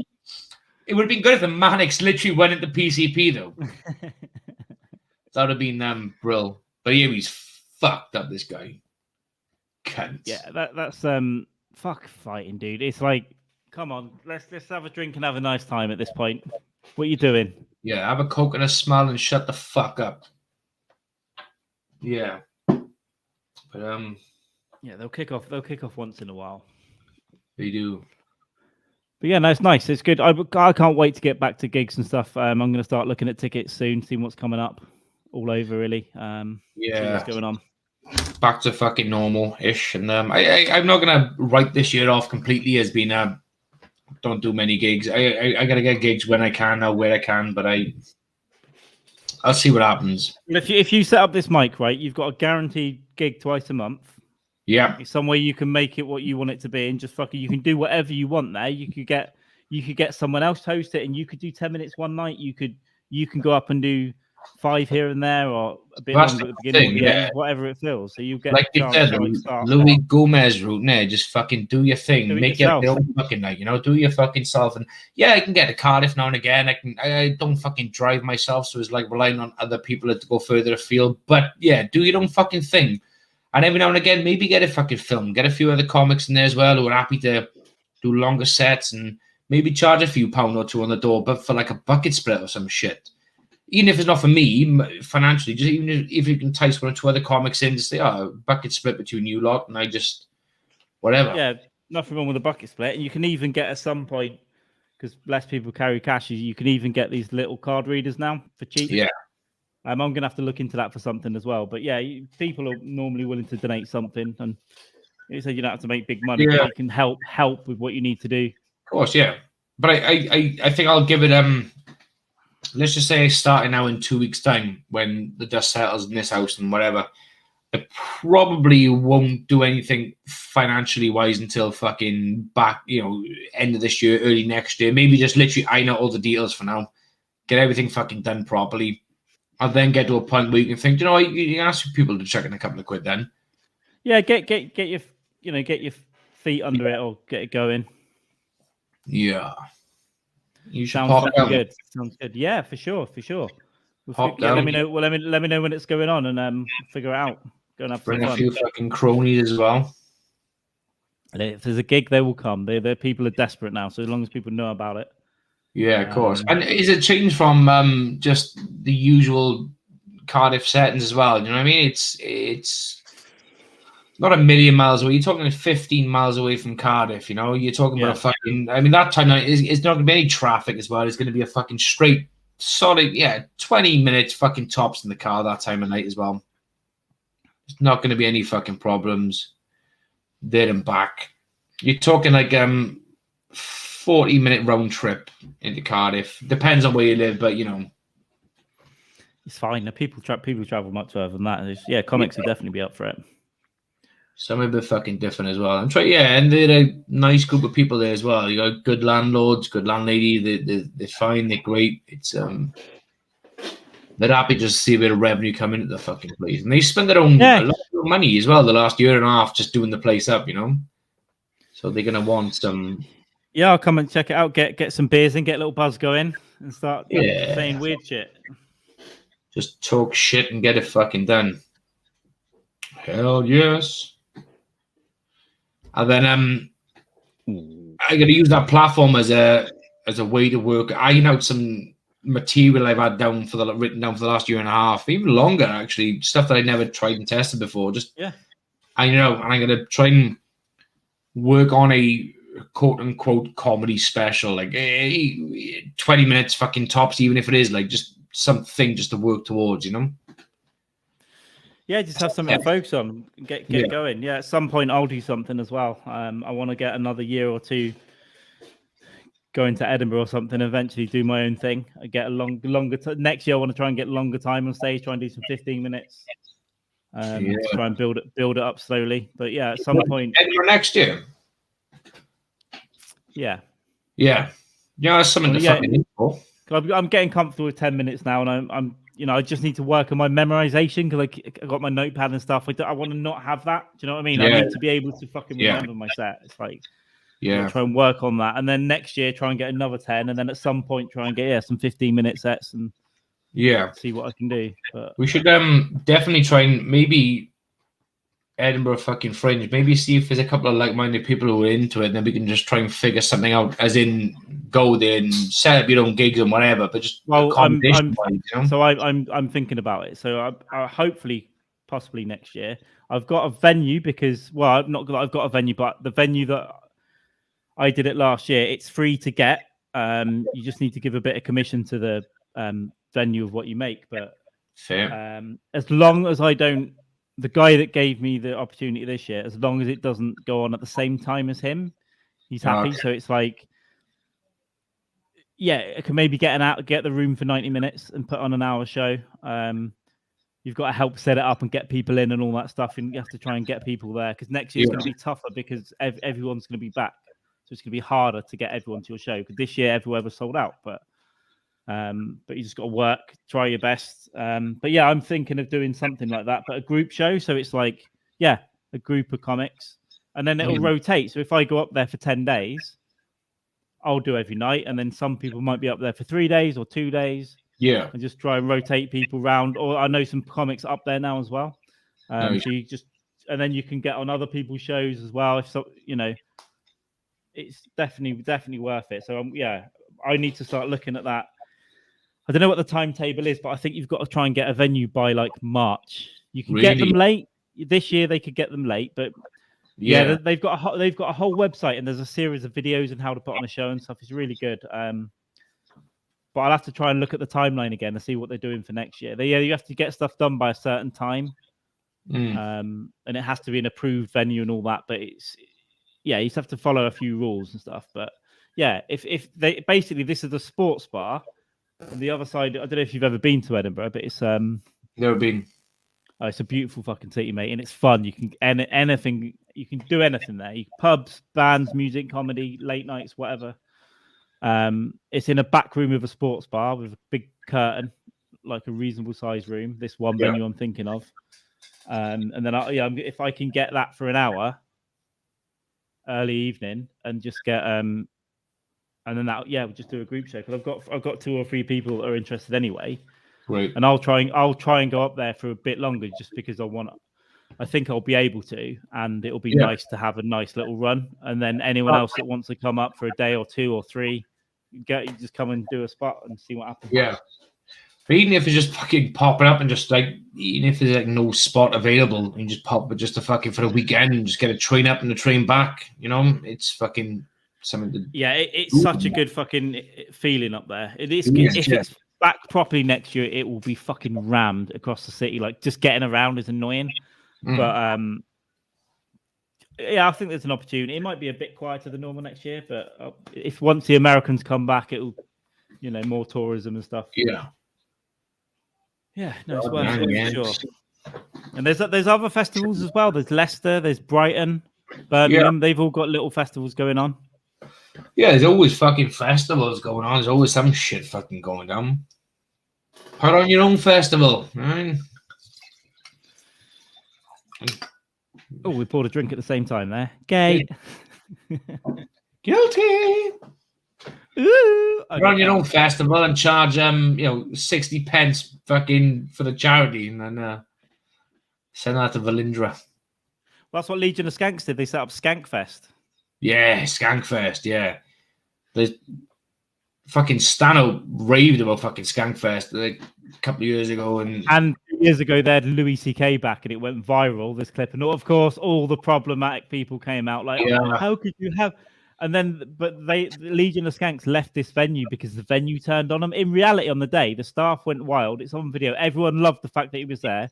They kept it top secret. No one knew. In fact, he wasn't even supposed to go on. He was just hanging out. And he was out the back, and they were like, "Do you want to go on?" He's like, "Nah." But then when he heard the reaction and saw what the fans were like, he was scared. And then he was like, "Do you know what? I'll go up." And there's you frozen there, Jamie.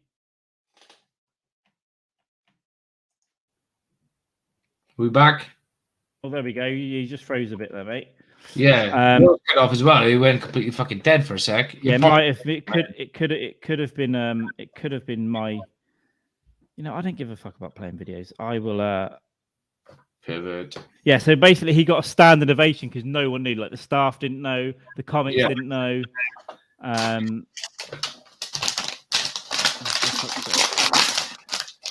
So was he concerned about going up because he thought he was going to get fucking heckled or booed or whatever? Yeah. He was generally like concerned about what the audience would be like. But then they were like, no, this is a cool audience. This is a comedy audience. Like all they care about is, good jokes basically. Okay. And he went out and fucking destroyed. So it's like I'm trying to find the clip, but my internet's gone a bit funny. All because he fucking wanked into a flower pot while there was willing participants there.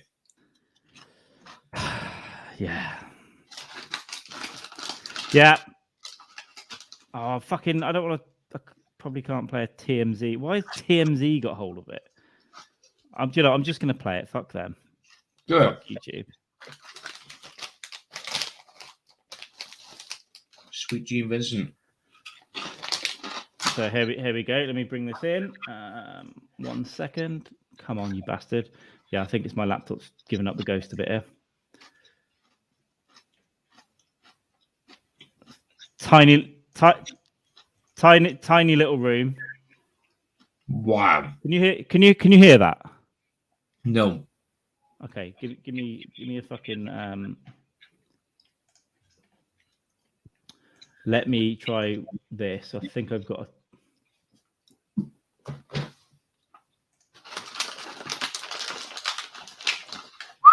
yes. Oh, that was loud. Right. Let me know. Can you hear this? You never know what can happen. Yeah. Things happen. Here's one of those crazy things. Ladies and gentlemen, Louis C.K. Wow.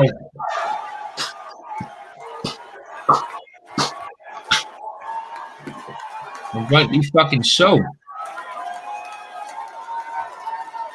Wow.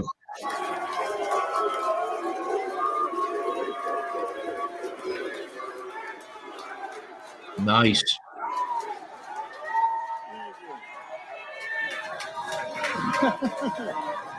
Thank you.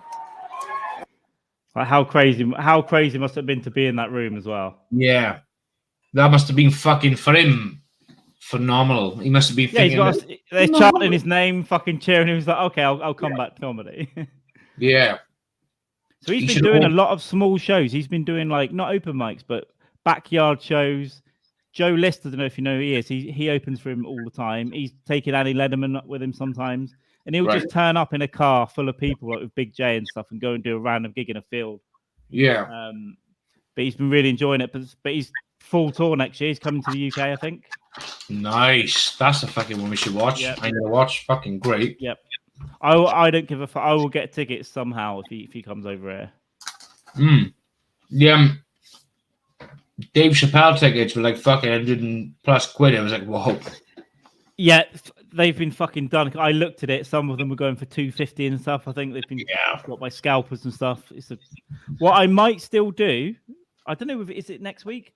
What I might still do is to look on the because I can be a bit flexible. Unfortunately, I can look on the day on a Facebook group and see if anyone's selling them. Fuck off and go So I got Tom Segura tickets for like £15.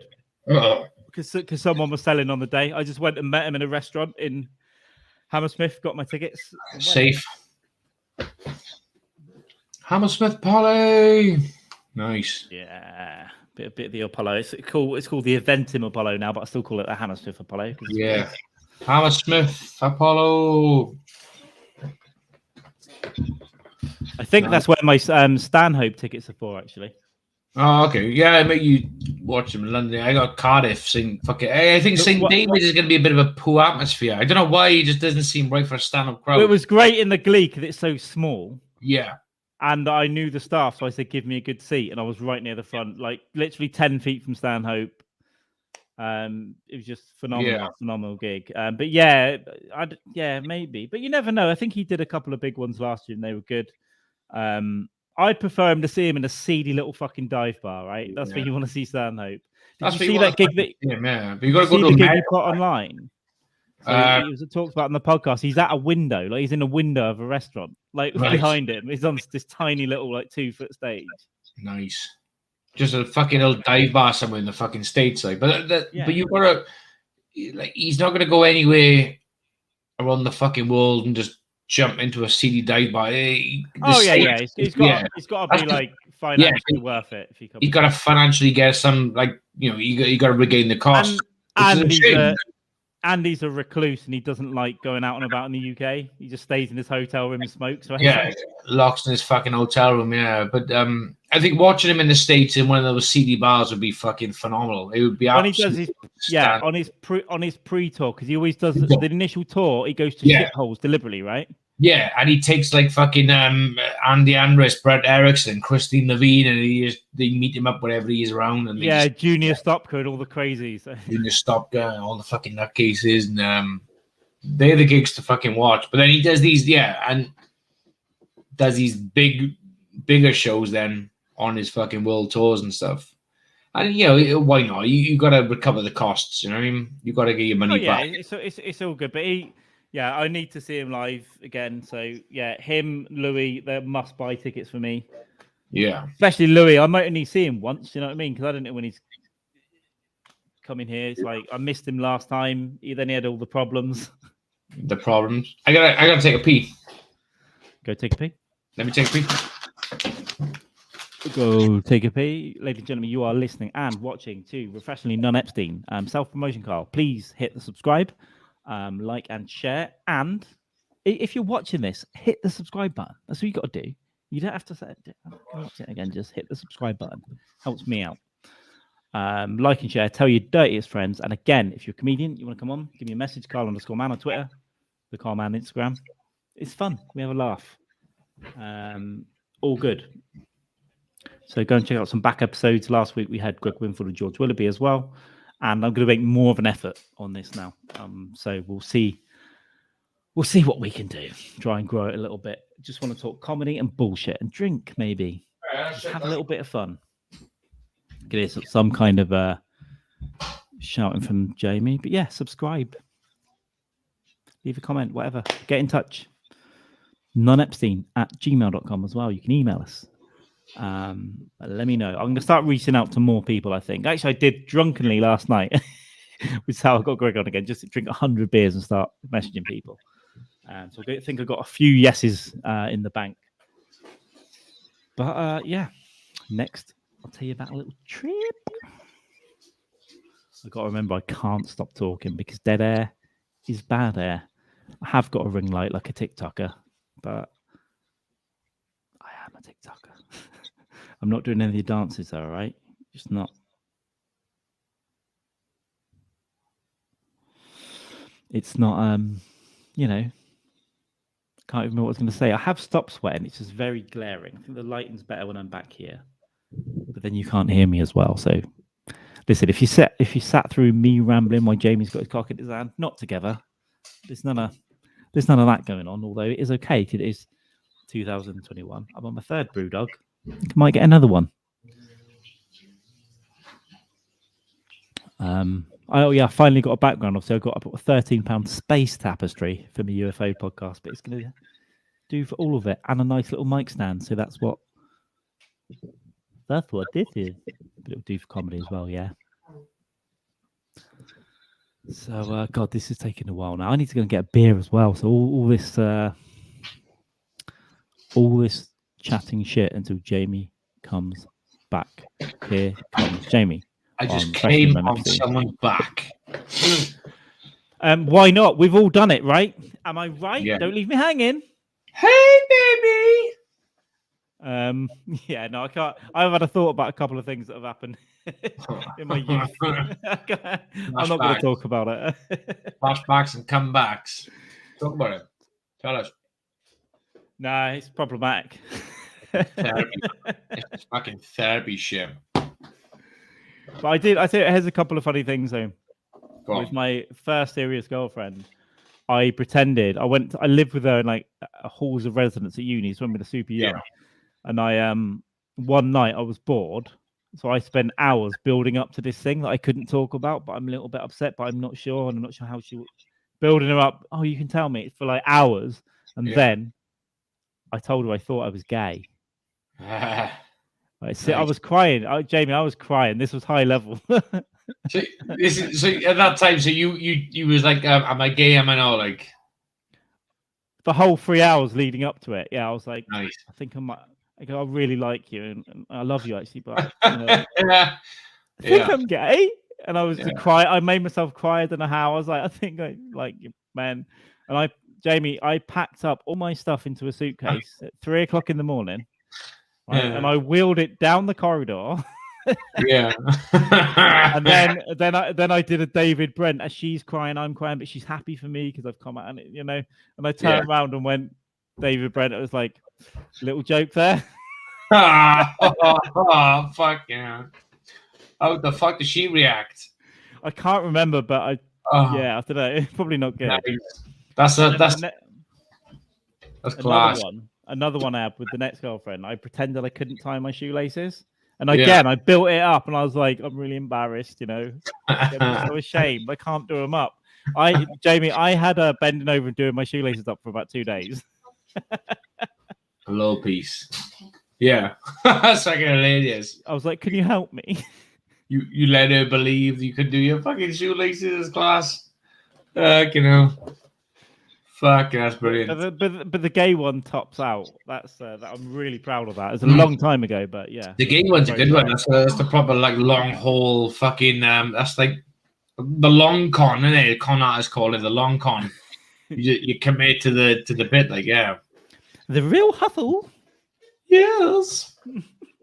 Pussy, I like that. That's fucking class. We should definitely fucking do hidden camera fucking con shit for a laugh.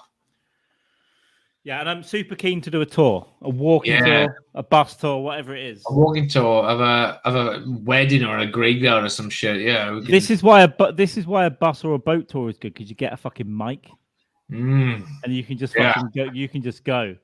And your bit then about playing the long card, crying about you're gay, you could bring that into it as well.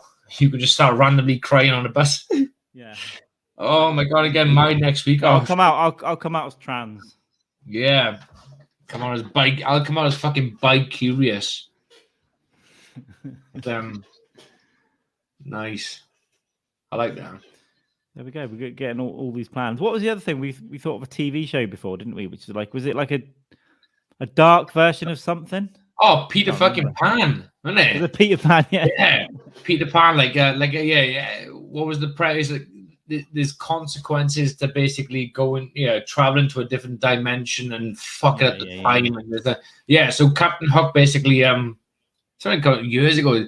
Yeah, Captain Hook. The opening scene would be like Wendy, John, all the dead, like sliced up, like raped, butchered, whatever. And Pan's there with like a big scar on his face, like fucking tear, blood. I'm gonna get this motherfucker. I'm gonna get this. Every time you go to the other dimension, like someone in your family gets horrific radiation. Yeah, and their hair's falling, their teeth are falling out. Yeah, because it's like if you travel from fucking, you have to go for like a important reason, right? Because like they say like obviously cancer's like fucking inherit, you got shit cancer, then you can inherit it from your father or uncle or whatever. So imagine like you said, then you're going through fucking your time traveling this like other. If you've never met fucking your uncle A, but you're traveling to the future or whatever, you fucking with time, inherently is gonna fucking something's gonna happen. Like it's in your DNA, anxiety's in your fucking DNA. And the radiation from the time travel is gonna fucking come back and infect or affect fucking whatever. It's just there, like it's all connected, and we get deep shit. It's like Christopher Nolan shit, that is. Yeah, all right. We should start planning this. We'll submit. Start planning, Peter Pan. But it's not like no fated. No one flies. No one flies around like fucking fairies. This is hardcore pirate fucking ass shit, like involving time travel and space dust. Space dust being radiation. Well, here's the thing: they don't fly, but they manipulate space time, right? So they can appear. Yeah. They can just like teleport. They can fucking teleport. Yeah. Wow.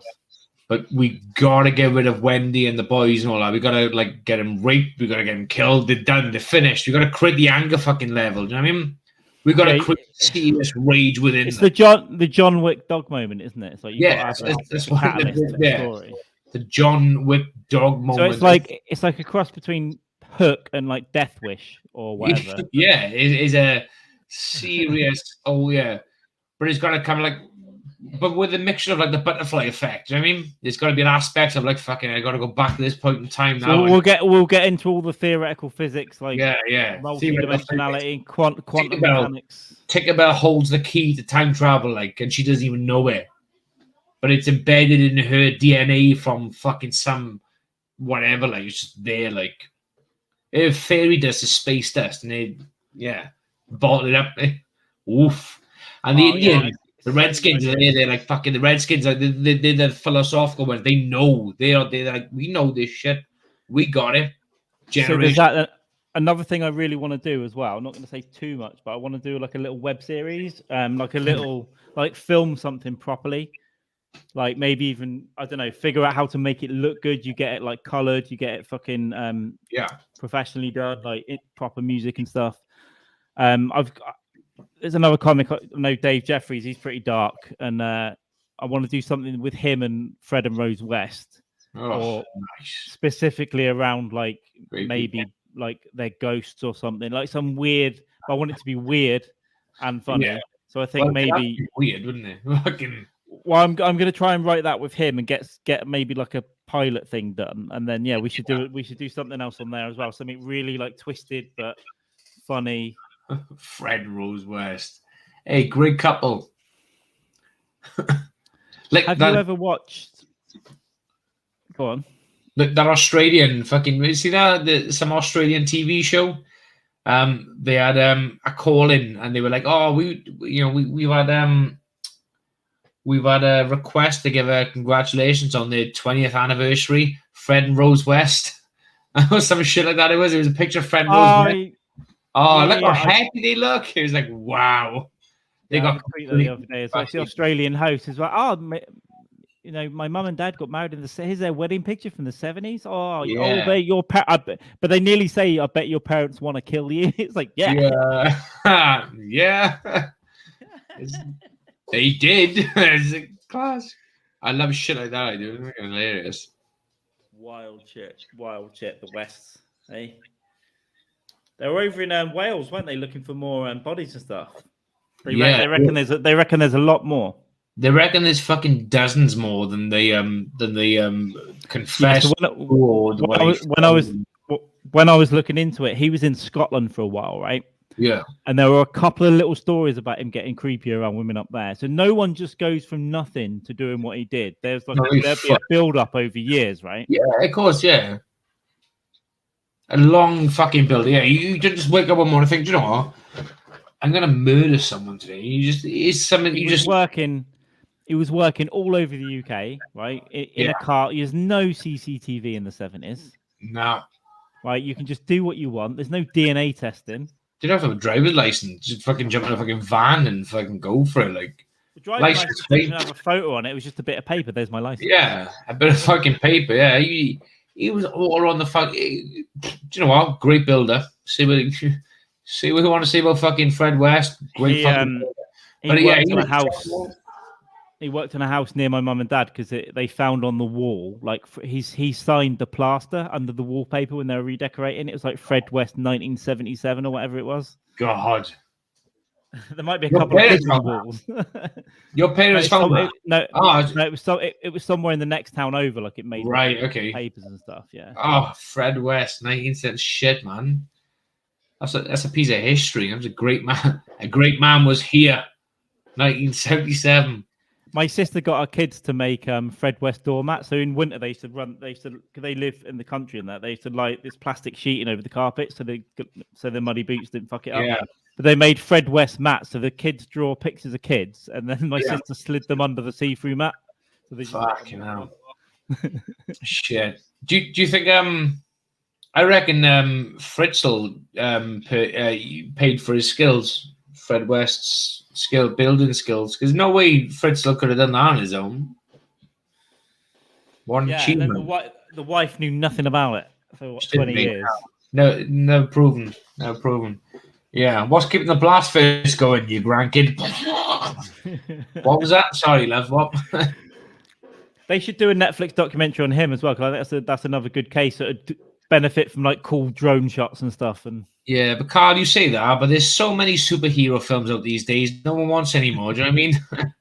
Marvel have cornered the market on that one. And by the way, I respect serial killers to a crazy. I respect the game. If you're good at what you do, I respect it. Yeah. I think it's just lazy policing if they don't get caught. Serial killers doing this thing because he's crazy, right? And if the police don't catch him, maybe after a certain amount of murders, whose fault's that? Not his. He's crazy. Can't blame the crazy. So there was one on the Yorkshire Ripper, and it was on Netflix as well. Netflix is a bit poo. Do you like that? And the police took him in for questioning. They had the guy, and at his work, they all called him the slasher or something because he was so creepy. Yeah, and his boots fitted the boot print, but the copper in charge was like, nope. He was like insistent that the investigation was in a different direction. But our suspect's white. This can't be true. Yeah, it wasn't. I watched it, but I was a bit bored. It was a bit like a bit flat. That fucking documentary was, to be honest with you, to me.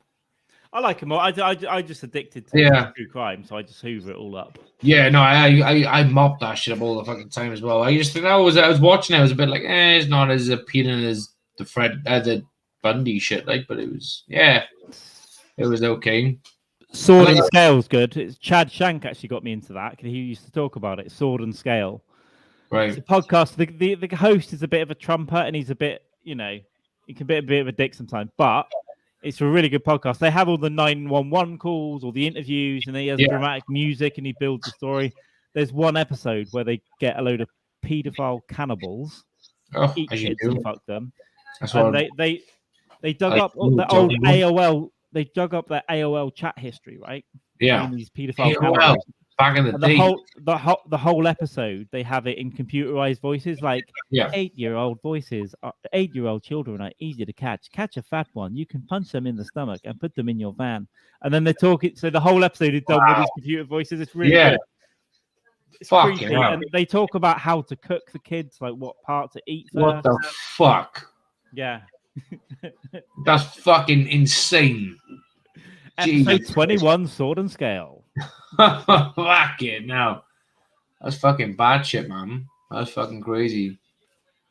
The paedophile podcast. I always remember watching. I can't remember the fucking TV. In fact, me and Kitty on this the other day.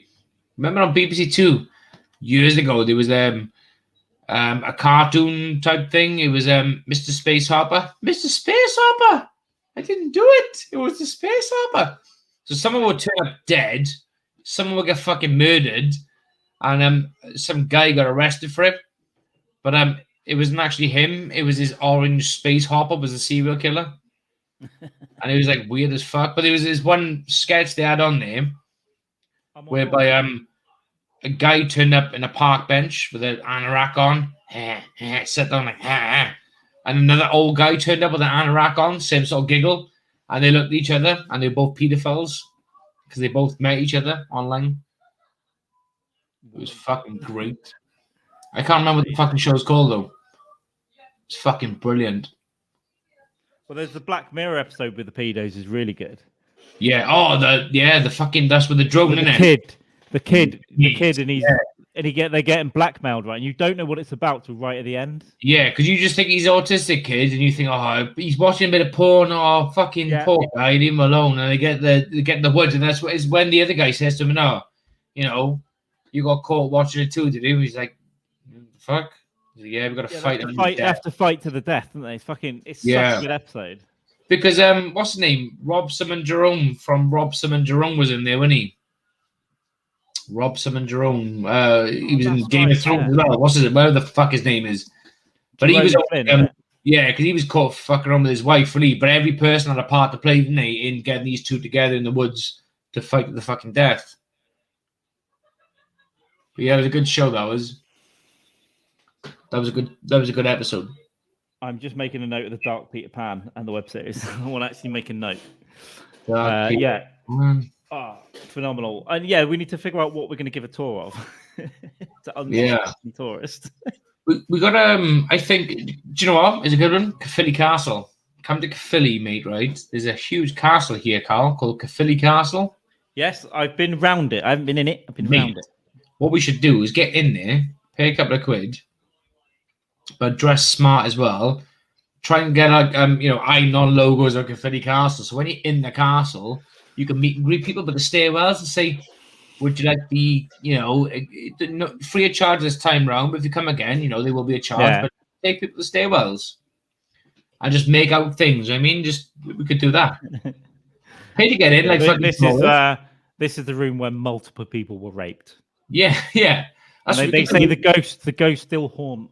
Yeah, we could go in like geeks, right? And get like t-shirts printed with like the Caerphilly Castle logo. So when we get to certain parts of the castle then where there's no one else around, we can say, oh yeah, we're the tour guide who wants the tour. It's free of charge right now, but if you want the comprehensive tour, you have to pay, you set a PayPal account, this, that, the other. But for now, this is free. We just, this is where Malia Michelle, French princess Malia Michelle in 1972, when we was gang raped by guards. Said a ghost still haunts the stairwell to this day, and so do the voices of her dead kids. And then just leave it hang and just fucking walk off. It'd be great. We could do that. Yeah, I'm on board. It's just too. Yeah, I mean, we'll probably get kicked out of Caerphilly Castle and banned from every Welsh heritage site. We have to get some to film it though. We have to get some to come and film it as well.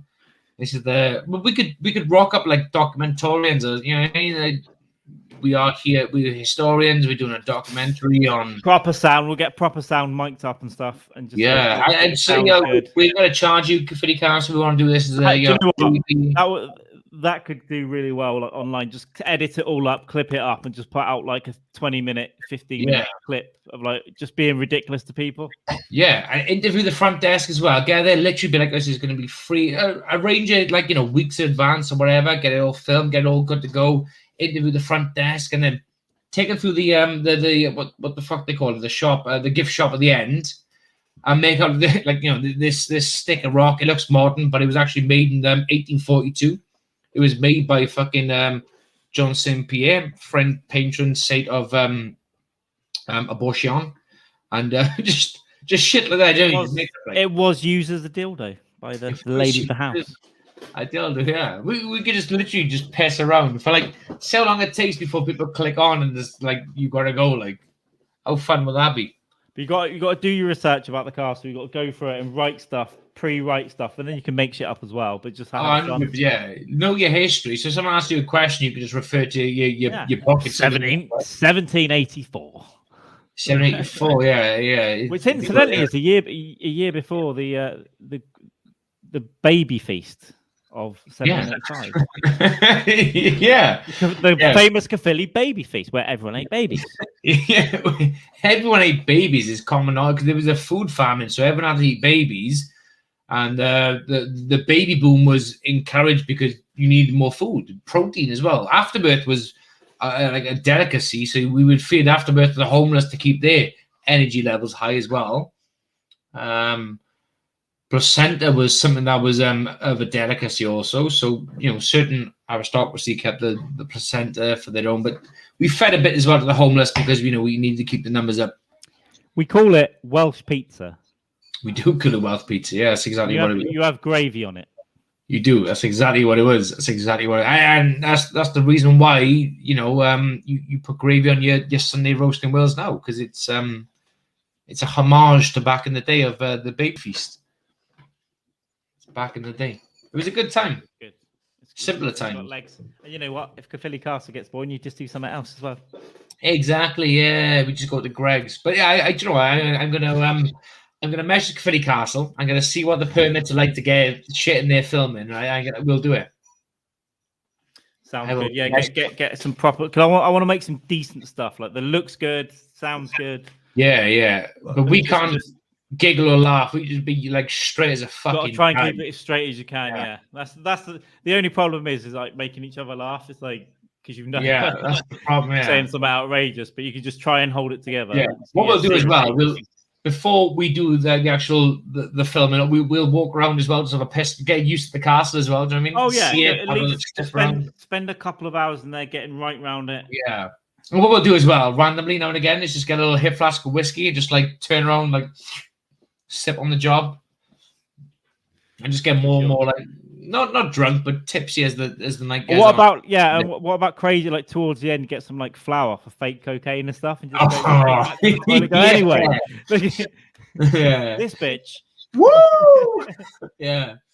The castle's bent over because I pushed it over. Mad one, boy. We party all day at whatever tours.